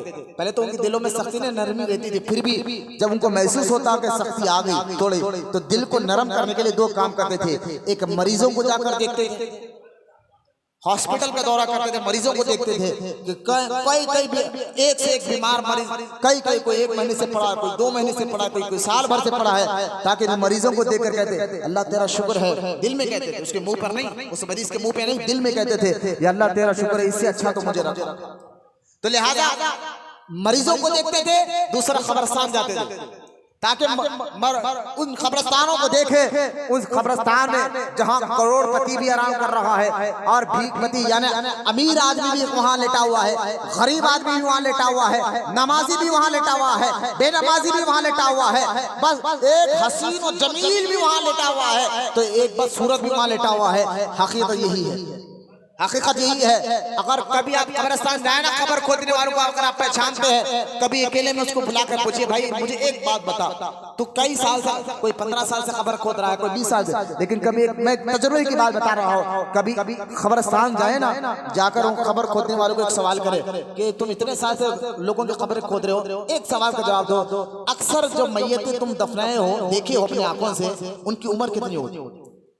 यकीन जानिए उनकी उम्र कितनी होगी? तो बोलेगा हजरत, ये तजुर्बे की बात बता रहा हूँ, वो ये बात बोलेगा, आपको समझ में आएगी कि बोलेगा मौलाना मैंने तो ज्यादातर उम्र 50 और 60 साल के दरमियान लोगों की देखी। ज्यादातर जो लोग इंतकाल होते हैं 50 या 60 साल, नौजवानी की उम्र में, बचपनी की उम्र में, या 70, 80 साल, 100 साल की उम्र में देखे लाशें उनकी भी बहुत कम देखी है, लेकिन ज्यादातर 50, 60 साल के दरमियान बंदे की मैयत को हमने यहाँ पर दफनाते हुए देखा है। तो मतलब यह है, हमारी जिंदगी मिसाल के तौर पर 30 साल अब है, तो 30 साल अभी बाकी है, आधी जिंदगी तो गुजर गई है। मौत कब आ जाए, किस हाल में आ जाए पता नहीं है, लेकिन ज्यादातर की बात बता रहा हूँ, अक्सर ये होता है कि बंदा 60 साल की उम्र पार करना बड़ा मुश्किल है आज के दौर में। देख लिया आप, तजुर्बा है, अंदाजा करके देखे, बहुत कम इल्ला माशाल्लाह वो लोग हैं जो 100 साल की उम्र तक जाते हैं, बहुत कम लोग हैं, लेकिन ज्यादातर 50-60 साल की उम्र में इंतकाल हो जाता है। तो आधी उम्र तो हमारी गुजर गई है, अब भी अगर हम तौबा नहीं करेंगे, नमाज जुम्मा पढ़ेंगे बाहर जाकर, वही हमारी हरकतें दीन को, अल्लाह को नाराज करने वाले रहेंगे। तो यही तो अल्लाह के रसूल ने फरमाया, जब तक तुम दुनिया से मोहब्बत करोगे और मौत से डरते रहोगे, नफरत करोगे, अल्लाह तुम्हें इज्जत नहीं, तुम जवाल रहोगे, तुम परेशान रहोगे, मुसीबत से रहोगे। खुदा के वास्ते अपने हालात को सुधारे, आखिरत के लिए। आज जो बयान आपको समझना है, जब तक आपको ये बात समझ में नहीं आ सकती, जब तक आप ये बात ज़हन में ना बिठा ले, हम दुनिया के लिए नहीं, हम आखिरत के लिए बने। हमारा सफर शुरू हुआ रूहों की दुनिया से, बाप की पीठ में, माँ के पेट में, दुनिया में, जब तक अल्लाह चाहा 50-60 साल या कभी भी हमारा, वहां से फिर आलम बरज़ख गए, वहां से तो कोई आने वाला नहीं, हमेशा वहां रहने वाला है। हम मुसलमान आलम आखिरत पर ईमान रखते हैं। हिसाब किताब पर ईमान रखते हैं, तो खुदा के वास्ते इस फिक्र को जहन में रखे, फिर नेकी करना आपके लिए आसान हो जाएगा। कोई आपको तकलीफ नहीं होगी, मस्जिद में बैठने से बेचैनी नहीं होगी। फिर आप जब ये फिक्र पैदा हो जाएगी ना, तो इंशाअल्लाह मस्जिद में जब तक बैठ रहूंगा ये नेकियां लिखेंगे। जब ये सोच हमारे अंदर पैदा हुए, जब तक मैं अल्लाह के घर में बैठा हो, इबादत का सवाब मिलता रहेगा, तो मस्जिद में बैठने से सीना भी खुलेगा इंशाअल्लाह, चेहरा नहीं उतरेगा बल्कि दिल खुश होगा। ये अल्लाह नेकियां कमा रहा हूं, अल्लाह मेरी नेकियों को कबूल फरमा। आप गौर करें, अब मैं बताना था आखिरत की फिक्र हम पैदा करें। आप देखें अल्लाह के रसूल सल्लल्लाहु अलैहि वसल्लम एक मरतबा अपने घर में जो है आराम फरमा रहे, हुजूर आराम फरमा रहे। हुजूर का जो बिस्तर था वो खजूर के झाड़ के शाखों से बना हुआ बोरिया का था। खजूर का जो झाड़ होता है ना, उसकी जो शाखें होती है, उसके पत्ते होते, उस पत्तों से बोरिया बना हुआ चटाई थी बनी हुई। उस चटाई पर हुजूर लेटा है, उस चटाई पर हुजूर लेटा करते थे। और जब जिस्म मुबारक सरकार लेटते बगैर चादर बिछाए, तवज्जो फरमाए। देखिए मैं दुनियादारी ये नहीं कह रहा हूँ कि बंदा नरम गद्दे पे ना सोए, आलीशान बंगले ना बनाए। भाई हलाल जरिए से बनाए तो एक से एक बंगले बनाए। दौलत कमाना कोई वाद नहीं, रब को भूलना असल नाराजगी। हालांकि हुजूर सल्लल्लाहु अलैहि वसल्लम अपने घर में आराम कर रहे हैं। हज़रत उमर इब्न खत्ताब रज़ी अल्लाह ताला अन्हु दरवाजा दस्तक देते हैं, सरकार से इजाजत लेकर जब अंदर आते, हुजूर उठ कर बैठे तो हज़रत उमर ने देखा हुजूर अलैहिस्सलाम के जिस्म मुबारक पर पत्तों के निशान बज गए। जो है ना, जो चादर थी, जो चटाई थी झाड़ से पत्तों से बनी हुई, और बगैर चादर ये हुजूर लेटे हुए थे, तो लिहाजा जब सरकार उठकर बैठे तो जिस्म पर जो है झाड़ के शाखों के निशान बैठ गए। हजरत उमर इब्न खत्ताब रज़ी अल्लाह ताला अन्हु हुजूर के मंजर को देखकर रोने लगे और रोकर कहते या रसूल अल्लाह। तवज्जो फरमाए क्या कह रहे हैं हजरत उमर, फरमाते हैं या रसूल अल्लाह, इस दुनिया में खैसर और किसरा बादशाह भी रहते, उनके महलों को देखे, वो तो मुशरिक है, काफिर है, लेकिन उनके महल को देखे, उनके रहन सहन को देखे, उनके कपड़ों को देखे, उनका जो है बिस्तर को देखे, आखा वो तो मुशरिक काफिर होकर भी अपनी शान मान से जिंदगी गुजार रहे हैं, और आप अल्लाह के रसूल हैं, आप अल्लाह के रसूल है, और आपका बिस्तर ऐसा, आपका बिछौना ऐसा। सरकार ने फरमाया, तवज्जो देखिए, हुजूर ने फरमाया उमर, काफिरों के लिए अल्लाह ने दुनिया ही में इनाम रखा है। बोलो ना सुभान अल्लाह। आप तवज्जो करें, बोले उनके लिए दुनिया ही है, जो कुछ देना है अल्लाह उनको दुनिया ही में दे देता है। ये जुमले पर गौर करें, हुजूर जो कहते हैं अल्लाह के हुक्म से कहते हैं। सरकार ने फरमाया काफिरों मुशरिकों ने दुनिया ही है जो कुछ, इसलिए उनको देकर इतने बड़े बड़े बिल्डिंग के घरे करे। मैंने कहा हुजूर फरमाया दुनिया ही में उसको इनाम है, दुनिया ही में उन सब के लिए, उनके लिए सब कुछ है। सरकार ने फरमाया उमर, उनके लिए दुनिया है और हमारे लिए आखिरत है। बोला मोहब्बत से सुभान अल्लाह, हमारे लिए आखिरत है। लिहाजा दुनिया के ऐशो आराम की जिंदगी गैरों को देखकर आप ये ना करें यार हम कब तक ऐसे रहे, चलो ये छोड़ो हलाल हराम का मसला, सूद का भी कारोबार शुरू कर दो, शराब का भी कारोबार शुरू कर दो, लोगों को ठगना भी शुरू कर दो, लोगों को माल हड़पना भी शुरू कर दो, जमीन भी खाना शुरू कर दो। अरे जनाब चंद दिन की दुनिया है, वो आप जो है ये चंद दिन की दुनिया कमा कर घर बात तो बना सकते हो, आखिरत जहां हमेशा रहना है वहां की जिंदगी आप संवार नहीं सकते, क्योंकि ईमान वालों के लिए हुजूर ने फरमाया उनके लिए आखिरत रखी गई है। बोलो ना मोहब्बत से सुभान, उनके लिए आखिरत रखी गई है। एक और हदीस पाक में अब्दुल्लाह इब्न मसूद रज़ी अल्लाह ताला अन्हु फरमाते, मैं हुजूर से मिलने के लिए गया और हुजूर चटाई पे सो रहे थे। जब सरकार उठे तो हमने हुजूर के जिस्म पर मुबारक, जिस्म मुबारक पर, ये इस काबिल नहीं है, ये हाथ गंदे, मैं मिसाल के लिए समझा रहा हूँ, सरकार के जिस्म मुबारक पर निशानों को देखा। अब्दुल्लाह इब्न मसूद ने फरमाया या रसूल अल्लाह, अगर आप इजाजत दे तो हम आपके लिए अच्छा बिस्तर बना दे, हम आपके लिए अच्छा बिस्तर बना दे। तो सरकार ने क्या प्यारी और कामिल मिसाल देकर समझाया, बहुत प्यारी और कामिल मिसाल देकर हुजूर ने समझाया। फरमाया ऐ अब्दुल्लाह इब्न मसूद याद रखो, हम दुनिया में एक मुसाफिर की तरह है, और उसकी मिसाल ऐसी है कि एक बंदा कड़क धूप में निकला सफर में और एक छांव में झाड़ के नीचे ठहर गया और कुछ देर आराम कर लिया जब तक आराम करना था, फिर उस छांव से आगे बढ़ गया तो उसको तो हमेशा उस झाड़ के नीचे रहने नहीं आया, कुछ देर के लिए ठहरा, वहां से निकल गया। बस दुनिया में हम इसी तरह जिंदगी गुजारे, मुसाफिर की तरह। बस ये दुनिया मुसाफिर की तरह कुछ दिनों के लिए रहेंगे, रहना तो हमें हमेशा आखिरत में है। ये समझिए बात को, आप ये बात जहनों में उठाइए कि आखिरत आपकी असल मंजिल है अहले ईमान की। लिहाजा दुनिया को देखकर अल्लाह को नाराज करने वाले काम मत करे। अब गौर करें, सरकार ने फरमाया आखिरत हमारी असल मंजिल है। दो हदीस और एक हदीस सुने, इसके बाद अपने टॉपिक पर आता हूं। हज़रत अल्लाह के रसूल अलैहिस्सलाम ने फरमाया, अल्लाह ताला ने फरमाया, ए हबीब अगर आप चाहे तो मैं मक्के के पहाड़ों को आपके लिए सोना बना देता हूं। जरा मोहब्बत से बोलिए सुभान अल्लाह। वहाबी पदाखिला कहते हुजूर अलैहिस्सलाम भूखे रहा करते थे, प्यासे रहा करते थे, कई कई दिन तक घर में चूल्हा नहीं सुलगता था, क्योंकि वह एक हमारी तरह इंसान थे। मैंने कहा हुजूर थे तो इंसान, लेकिन हमारी तरह नहीं, थे तो बशर लेकिन हमारी तरह नहीं, वो नूरी बशर है। लेकिन ये वहाबी कहते थे कोई एक महीना हुजूर घर में चूल्हा नहीं सुलगता था। मैंने कहा ठीक है नहीं सुलगता था, लेकिन बताना मकसद ये था कि गरीबों को तसल्ली देना। गरीब जिसके घर में चूल्हा नहीं सुलगता था, वो हुजूर की जिंदगी को देखकर हिम्मत ले लेता यार मेरे आका के घर।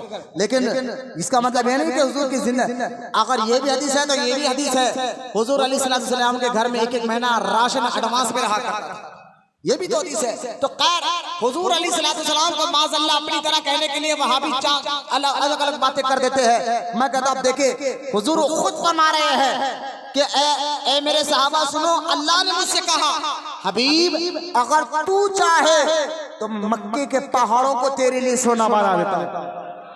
बोला ना मोहब्बत से सुभान अल्लाह। लेकिन जिमला देखे हदीस पाक बुखारी शरीफ में हदीस पाक है, तू चाहे, आए बोलो ना सुभान अल्लाह। कौन आ रहा जा रहा उठ रहा बैठ रहा नहीं, मेरी तरफ देखकर बोले सुभान अल्लाह।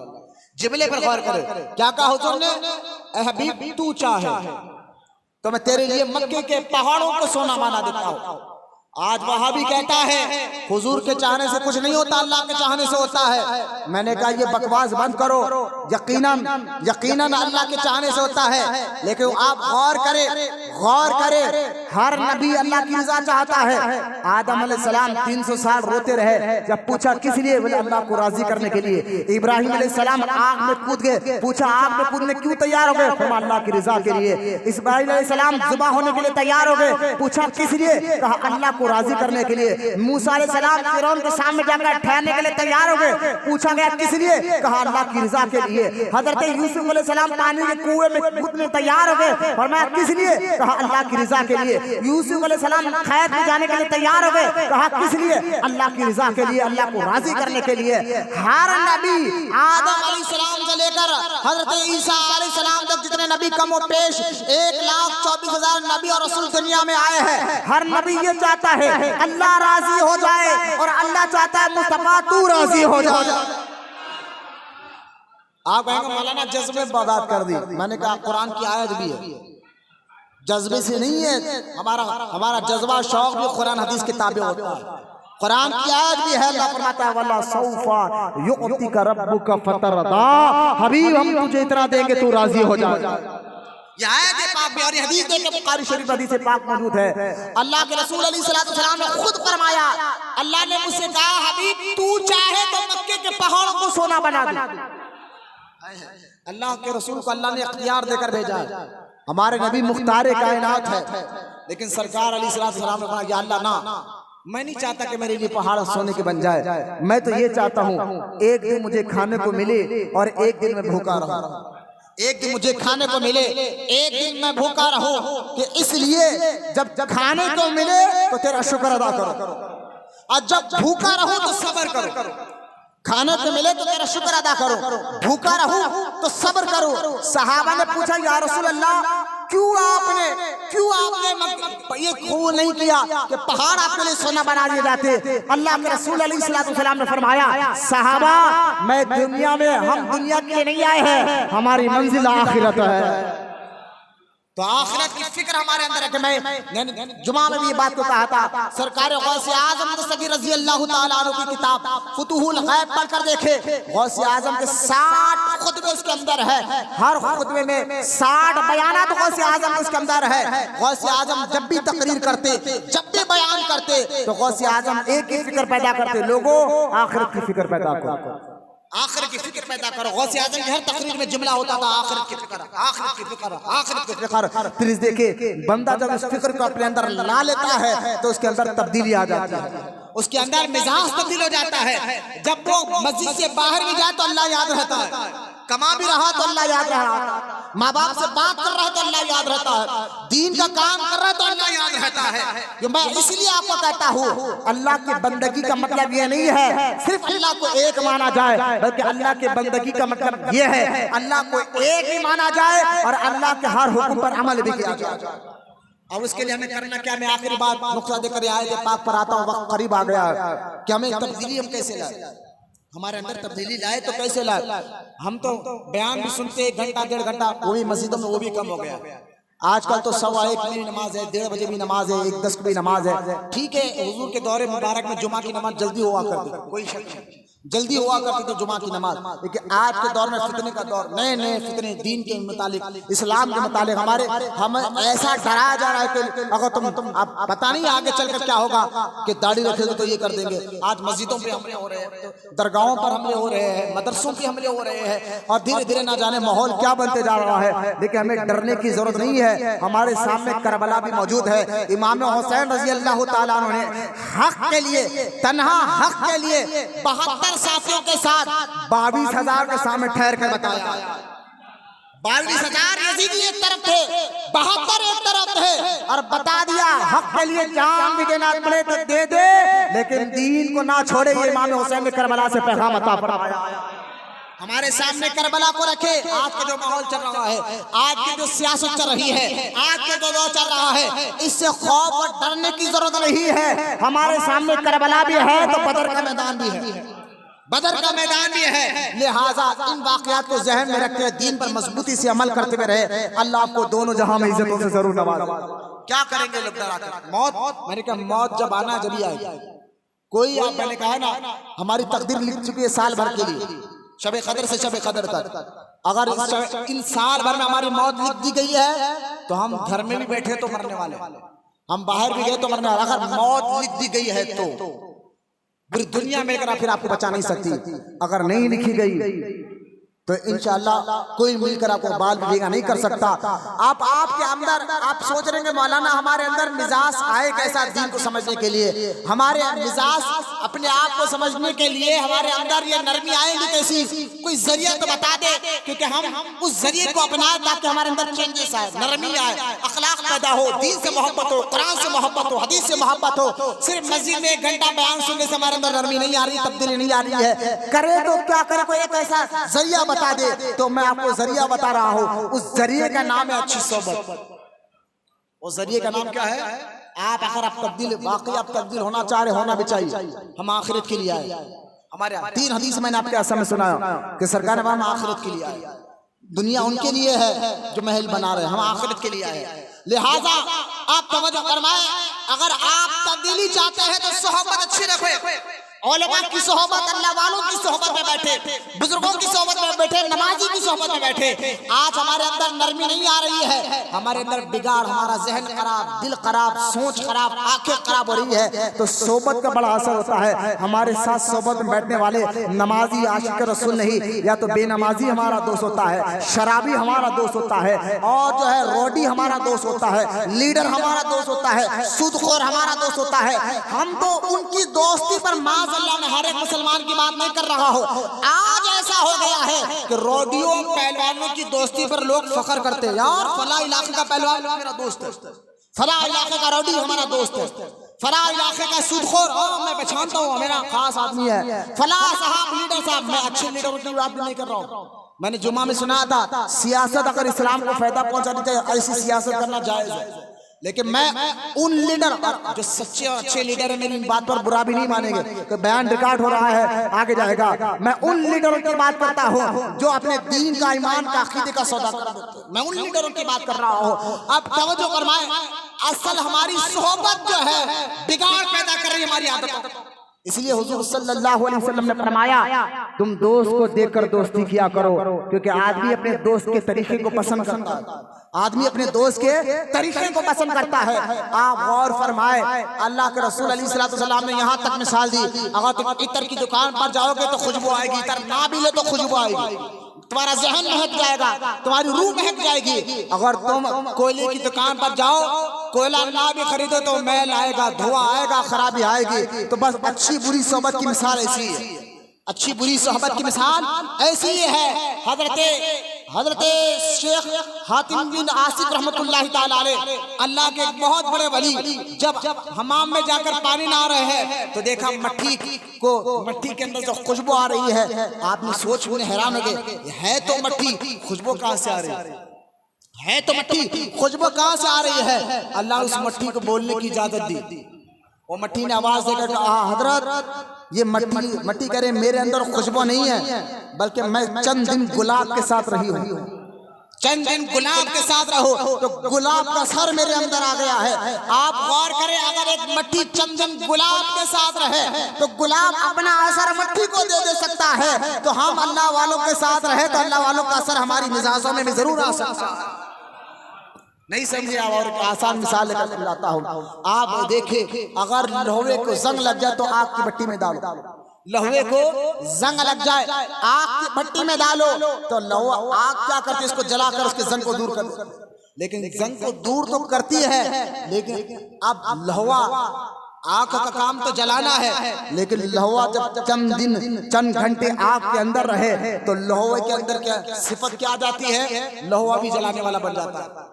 आप कभी अक्ल से सोचा लोहा क्यों जलाए, ये लोहा खिड़की को लगा जलाता था नहीं, लेकिन ये आग में डाल दिया जाए तो आग अपना असर लोहे को भी दे देती, और लोहे को हाथ लगाए तो हाथ जल जाएगा, लिहाजा जंग तो दूर गया, असर भी दे देती है। तो सोहबत का मामला यही होता है, अगर अल्लाह वालों की सोहबत में रहे तो अल्लाह पाक अपने महबूबों का सदका आपको भी अता फरमाता, आपकी रूह को, आपकी मिजाज तब्दील हो जाएगी। आज के इस दौर में आप ये समझना चाहते हैं इस्लाम पर अमल करे, दीन पर अमल करे, मेरा जहन, मेरा दिल, दिमाग इस्लामी तालीमात पर अमल करना भी चाहिए, है मुसलमान, तो आप अपनी सोहबत को बदले। देखे कि हमारी सोहबत में उठने बैठने वाला कौन है, नमाजी है तो उसके साथ रहे, बेनमाजी है, शराबी है, सूदखोर है और जारी है, और जो है लड़की बाज है, खुदा के पास उनकी सोहबत से दूर रहे। फिर आप जब तक इनकी सोहबत नहीं छोड़ेंगे आपके अंदर तब्दीली नहीं आएगी। बस मस्जिद में बैठकर सुभान अल्लाह, अल्हम्दुलिल्लाह, माशाअल्लाह बोलने से काम नहीं चलेगा। और दौर अपने आप को तब्दील करने का वक्त है, अपनी मिजाज को, अपनी सोच को तब्दील। एक तो आप सोहबत को बदले, सोहबत के लिए मैंने बताया अच्छा दोस्त, हदीस की रोशनी में अच्छा दोस्त, अल्लाह वालों की सोहबत में बैठे। लेकिन एक सोहबत ऐसी है जो हमारे अंदर न्यू आई है, नहीं आई, और हर एक बूढ़े को देखो उसकी सोहबत, नौजवान को देखो उसकी सोहबत, बच्चे को देखो उसकी सोहबत में, यहाँ तक के बस एक छोटा साल 2 साल 3 साल का बच्चा भी उसकी सोहबत में रहा, उसको फोन कहा जाता है। ये फोन भी आज हमारे अंदर तन्हाई का साथी हो गया है। फोन ये आज हमारे सोहबत का एक ऐसा, इसका असर भी हमारे जहनों में जबरदस्त हो रहा है। ये फोन का असर जबरदस्त हमारे जहनों को खराब कर रहा है। लिहाजा फोन जितना हमारा अच्छा साथी है उतना खतरनाक दुश्मन भी हमारा है। अगर इस्तेमाल करने वाले पर है, अगर तन्हाई में बैठकर इसी फोन पर इस्लाम पर रिसर्च करे, कुरान हदीस की बातें सुने, उलमाए अहले सुन्नत की बातें सुने, तो ये फोन तुम्हें अच्छा असर देगा। उलमाए अहले सुन्नत की बातें सुने, फोन अच्छा असर देगा।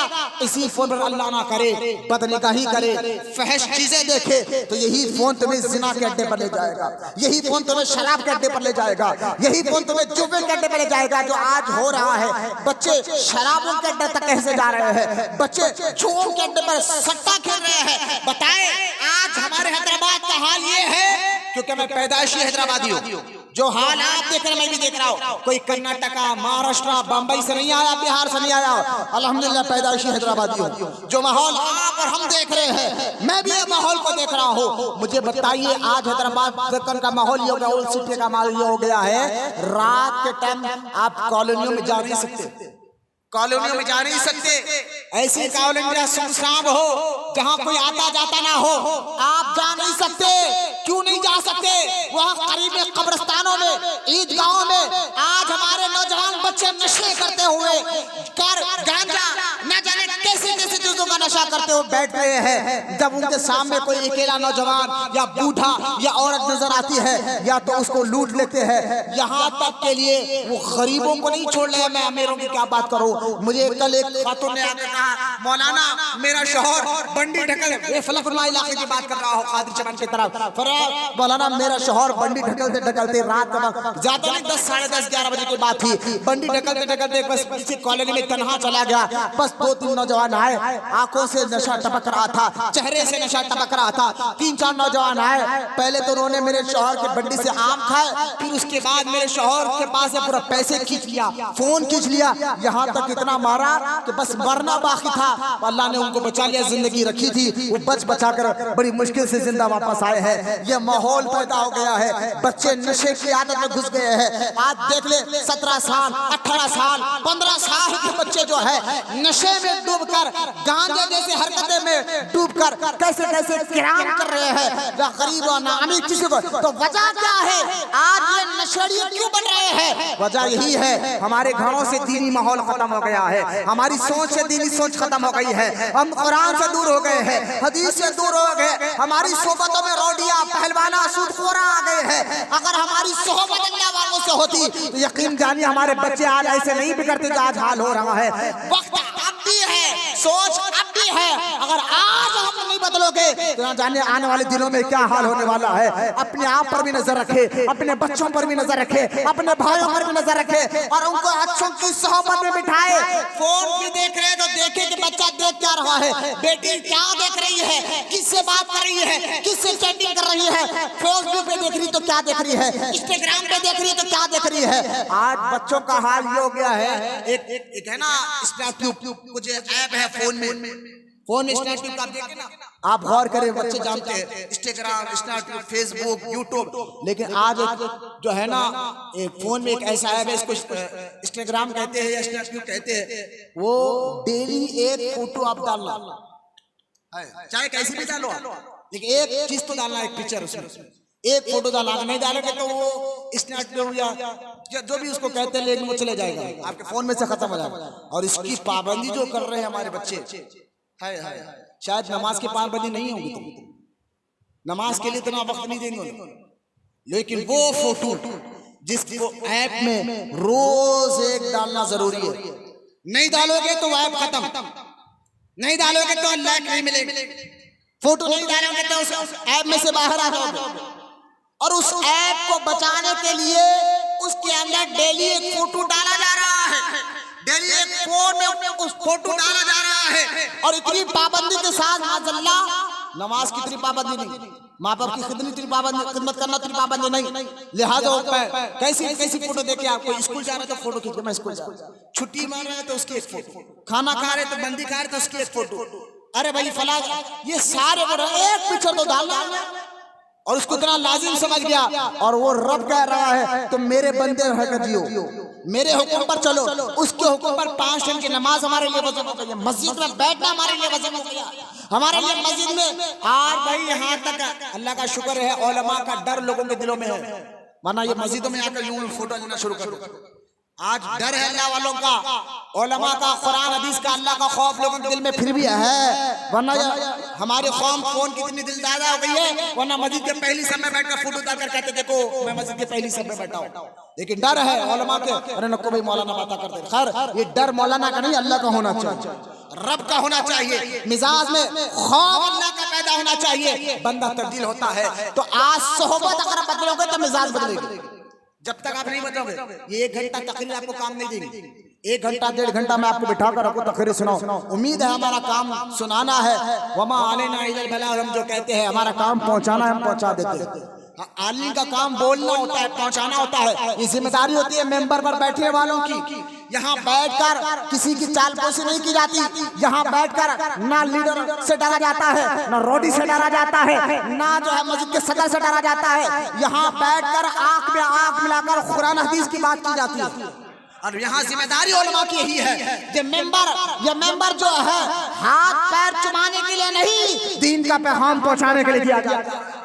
इसलिए यहाँ बैठकर मैं आपको हर बात खोल कर समझाता हूँ ताकि आपको समझ में आए। अगर आप तब्दीली चाहते हैं और आप बदलना चाहते हो, आपको बदलना भी होगा, आखिरत की फिक्र आपके अंदर पैदा करना चाहते हैं, अपनी सोहबत को बदलो, अपनी सोहबत को बदलो। सोहबत रंग लाती है, बोलना सुभान अल्लाह। सोहबत जो है रंग लाती है। असल मौजूद तो मेरा रह गया, जो मेरे को ये ईमान की निशानियों को बयान करना था, लिहाजा हमें बात खत्म करते हुए सिर्फ 10 मिनट बाकी रह गए हैं। और मेरी इस बात को सुने, एक बार मोहब्बत से दुरूद पाक पढ़े, अल्लाहुम्मा सल्ली अला सैयदना मौलाना मोहम्मद मआदिन वजूदी वल करम वाला आलिहि व बारिक वसल्लम। जो लोग नए आए हैं उनके लिए मैं कह रहा हूँ, 3 जुम्मे से मेरा बयान सूरह रात आयत नंबर 19, 20, 21, 22 इसकी तफसीर चल रही है। और अल्हम्दुलिल्लाह इसका उन्वान हमने रखा ईमान और उसकी निशानी, ईमान वाले की पहचान क्या, उसके 10 सिफतें क्या।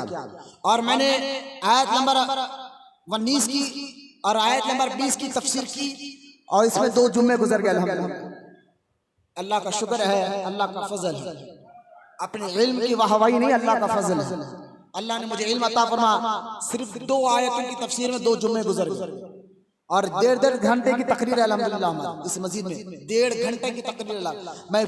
मैं आपको कहना चाहता हूँ, तकरीर कर कर आपको बिठाना मकसद नहीं है, बल्कि आज जो मादियत का दौर चला, लोग नफ्सा नफ्सी बस अपनी ख्वाहिश की जिंदगी गुजर रहे हैं, तो ऐसे मुसलमानों को दीन समझाना मकसद है। उनको यहाँ देर तक बैठाकर दीन और कुरान की बातें समझाना मकसद है।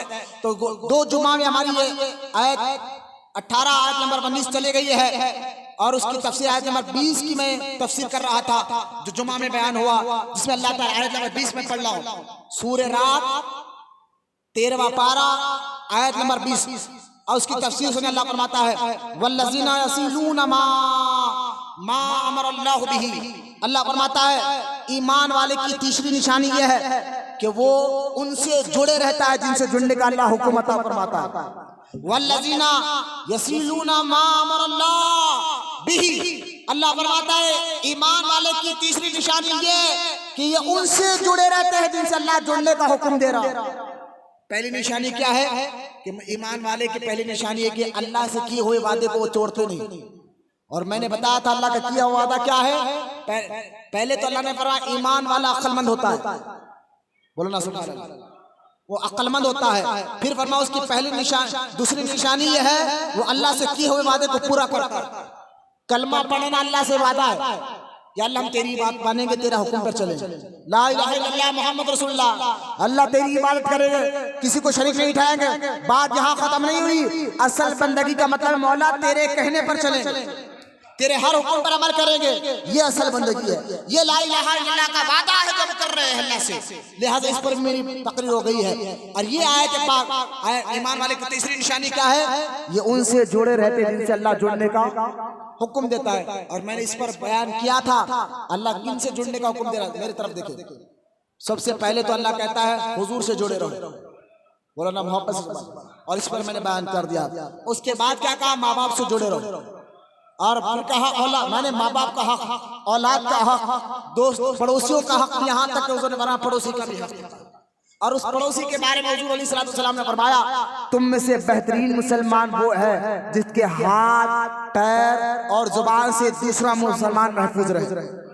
बेहतरीन मुसलमान है वो जिसके हाथ से, पैर से, जुबान से दूसरे मुसलमान को तकलीफ ना पहुंचे, वो बेहतरीन मुसलमान है।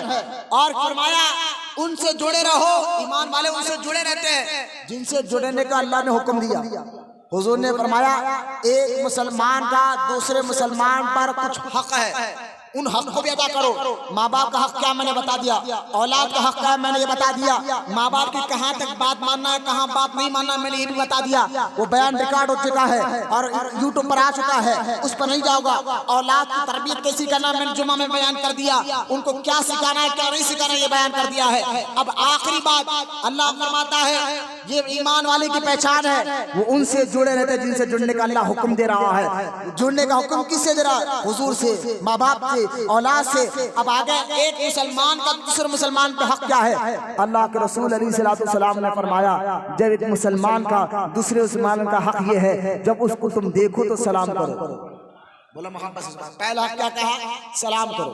और फरमाया दूसरा हक क्या है, फरमाया अगर मर जाए तो जनाजे में जाओ, बोलो ना सुभान अल्लाह।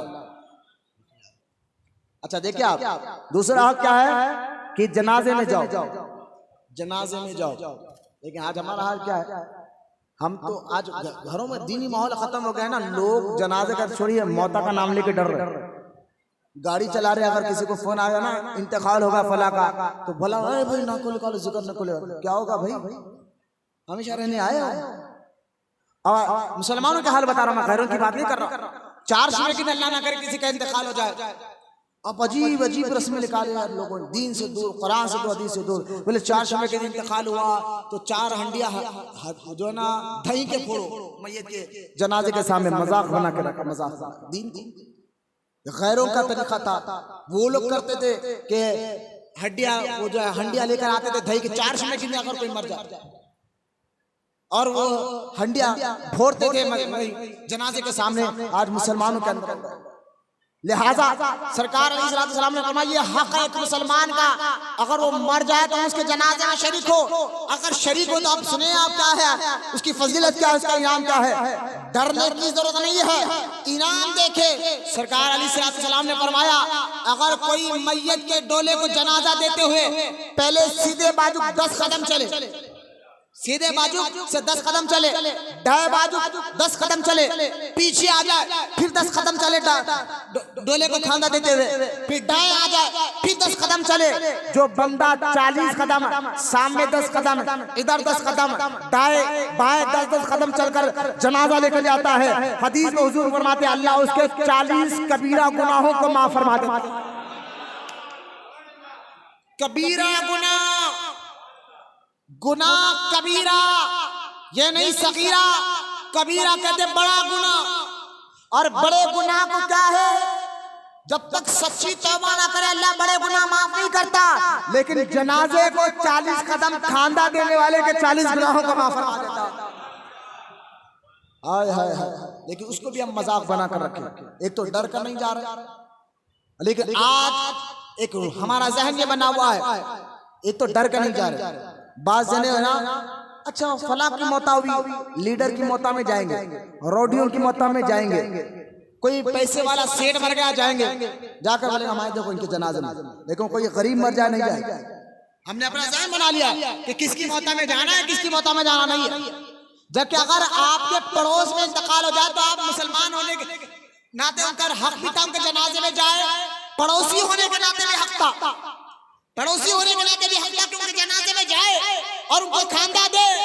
क्योंकि पड़ोसी के लिए जरा ये भी शरी मसला सुन लीजिए आप समझ रहे कि पड़ोसी के लिए इधर 4-5 घर, इधर 4-5 घर, सामने 4-5 घर, ये हमारे पड़ोसी है, ये गली में जितने घर है ये हमारे पड़ोसी है। ना ना ना, ये नहीं है। सुनो मैं बताता हूं असल पड़ोसी के कितने घर आते हैं।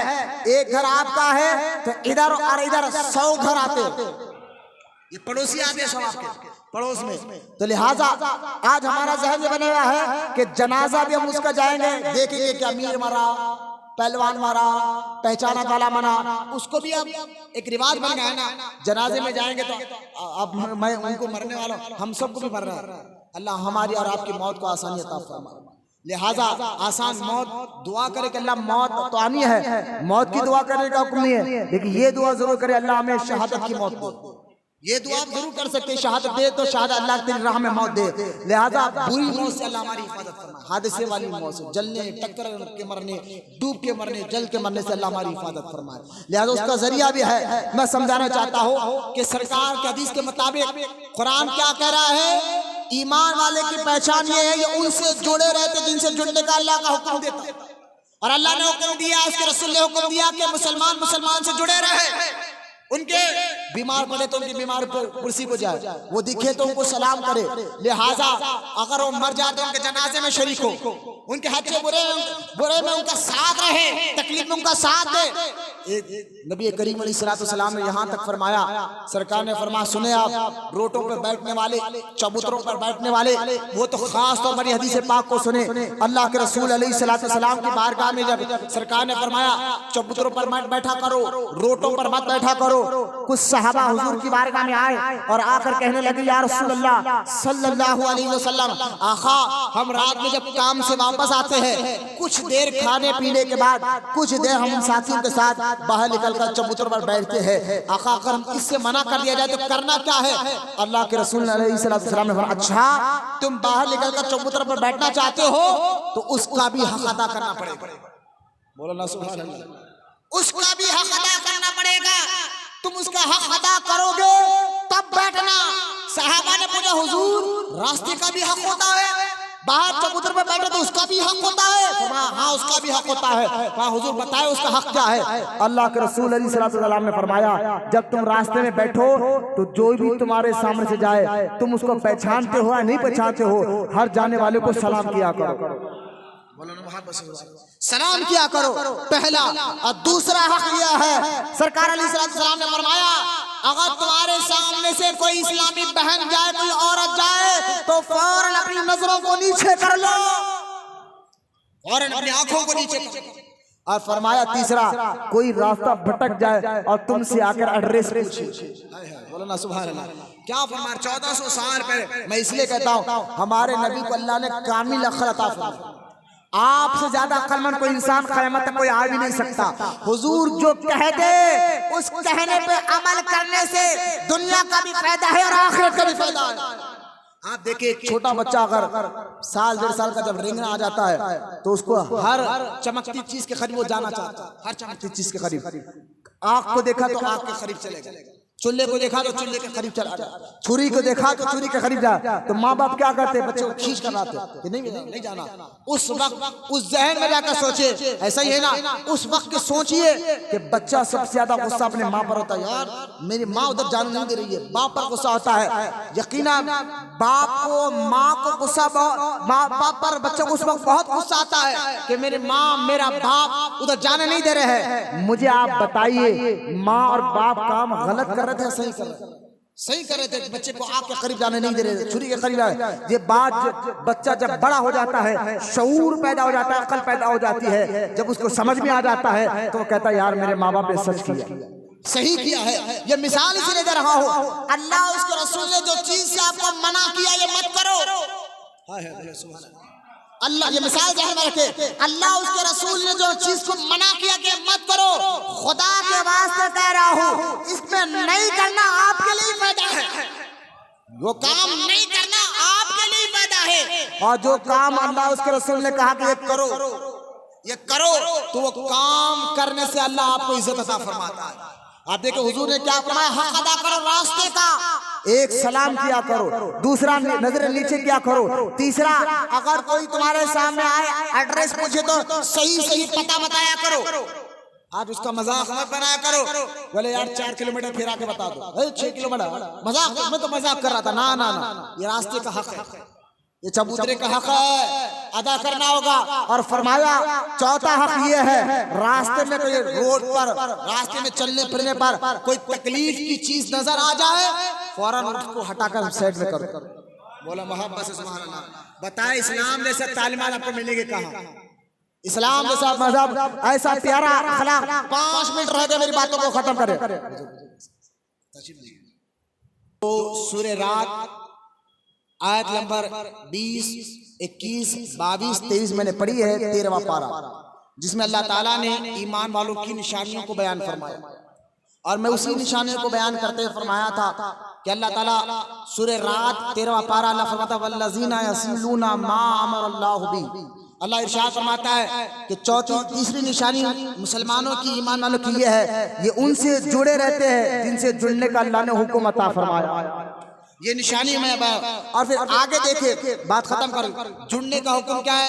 तफसीर नईमी के हवाले से मैंने बता दिया, हुजूर से जुड़े रहना, माँ बाप से जुड़े रहना, औलाद से जुड़े रहना, एक मुसलमान दूसरे मुसलमान से जुड़े रहना, उनके अच्छे बुरे का ख्याल करना, ये सारी बातें ये इस ईमान वाले की सिफत खूबी है जो अल्लाह कुरान में कहता है ये उनसे जुड़े रहते हैं जिनसे जुड़ने का अल्लाह हुक्म अता फरमाता है। अब फिर आगे देखे अल्लाह इरशाद फरमाता है, बात खत्म कर रहा हूं, आगे अल्लाह इरशाद फरमाता है अय्युसला व यखशौना रब्बहुम व यखाफूना सुअल हिसाब। और ईमान वालों की एक निशानी ये है, वो अपने रब से डरने वाले होते हैं, अपने रब से डरने वाले होते हैं। अल्लाह का खौफ, डर, यकीन है कि डर जो है ना, मैं आपको बताता हूँ, खौफ कहते हैं किसको है, खशियत, ये ईमान वालों के दिल में होता है। ये अल्लाह कुरान में बयान फरमा रहा है, बोलना सुभान अल्लाह।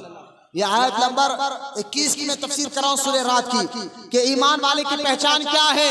कि एक पहचान वो अक्लमंद होते हैं, दूसरी पहचान वो अल्लाह से किए हुए वादे को पूरा करते हैं, तीसरी पहचान वो काम करते हैं, उनसे जुड़े रहते हैं जिनसे जुड़ने का अल्लाह हुक्म अता फरमा रहा है। चौथी पहचान ये, वो खौफ खुदा रखते हैं। आज हमारे दिलों से अल्लाह का खौफ खत्म हो गया, इसलिए लीडर ना नमाजों का, ना दाढ़ी का, ना इबादत का, किसी चीज का खौफ हमारे दिल में नहीं गा। डर अगर आ जाए ना, डर अपना काम करता है। खौफ खत्म हो गया, दीन से, कुरान से, हदीस से लगाव खत्म हो गया। लेकिन मैं बता रहा हूं, मैं डरता हूं भाई। अगर कोई बंदा अल्लाह से डरता है तो डर का असर भी होता है जिस्म पर, चेहरा भी बताता है, जिस्म भी बताता है, अमल भी बताता है। ये वाकई अल्लाह से डरने वाला बंदा।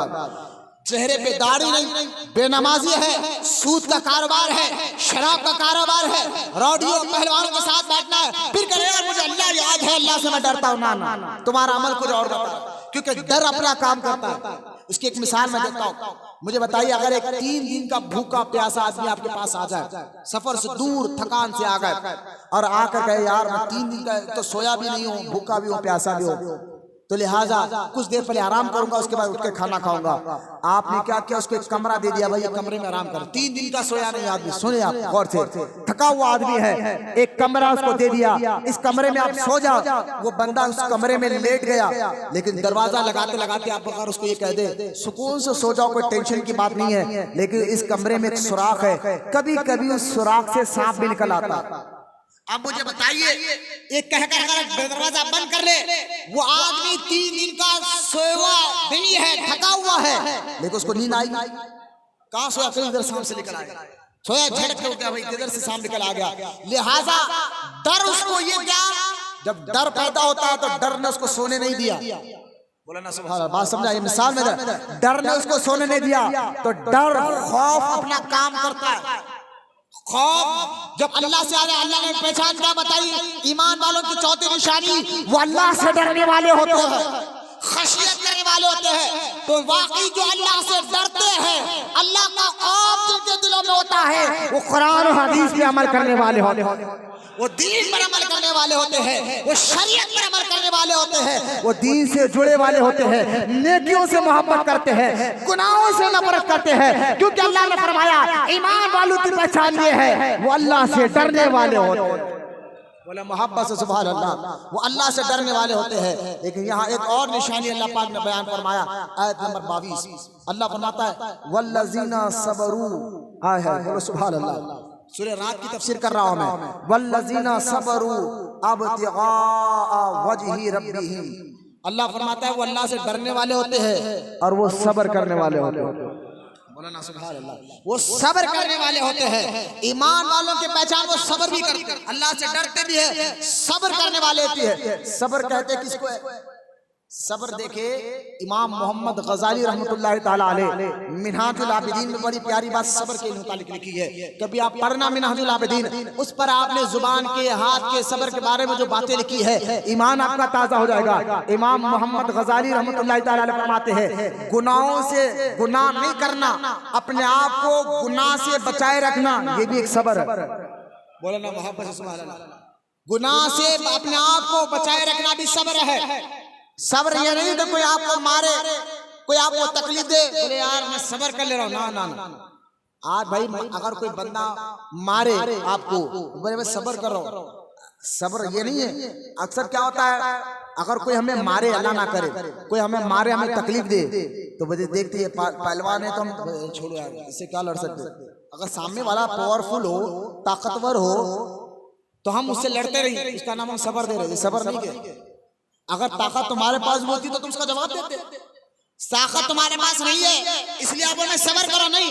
असल सबर ये है, ताकत भी है, पैसा भी है, जवाब भी दे सकते हैं, फिर भी अल्लाह के लिए सबर करो। बोलो ना मोहब्बत से सुभान अल्लाह। फिर भी अल्लाह के लिए सबर कर, इसको सबर कहते हैं।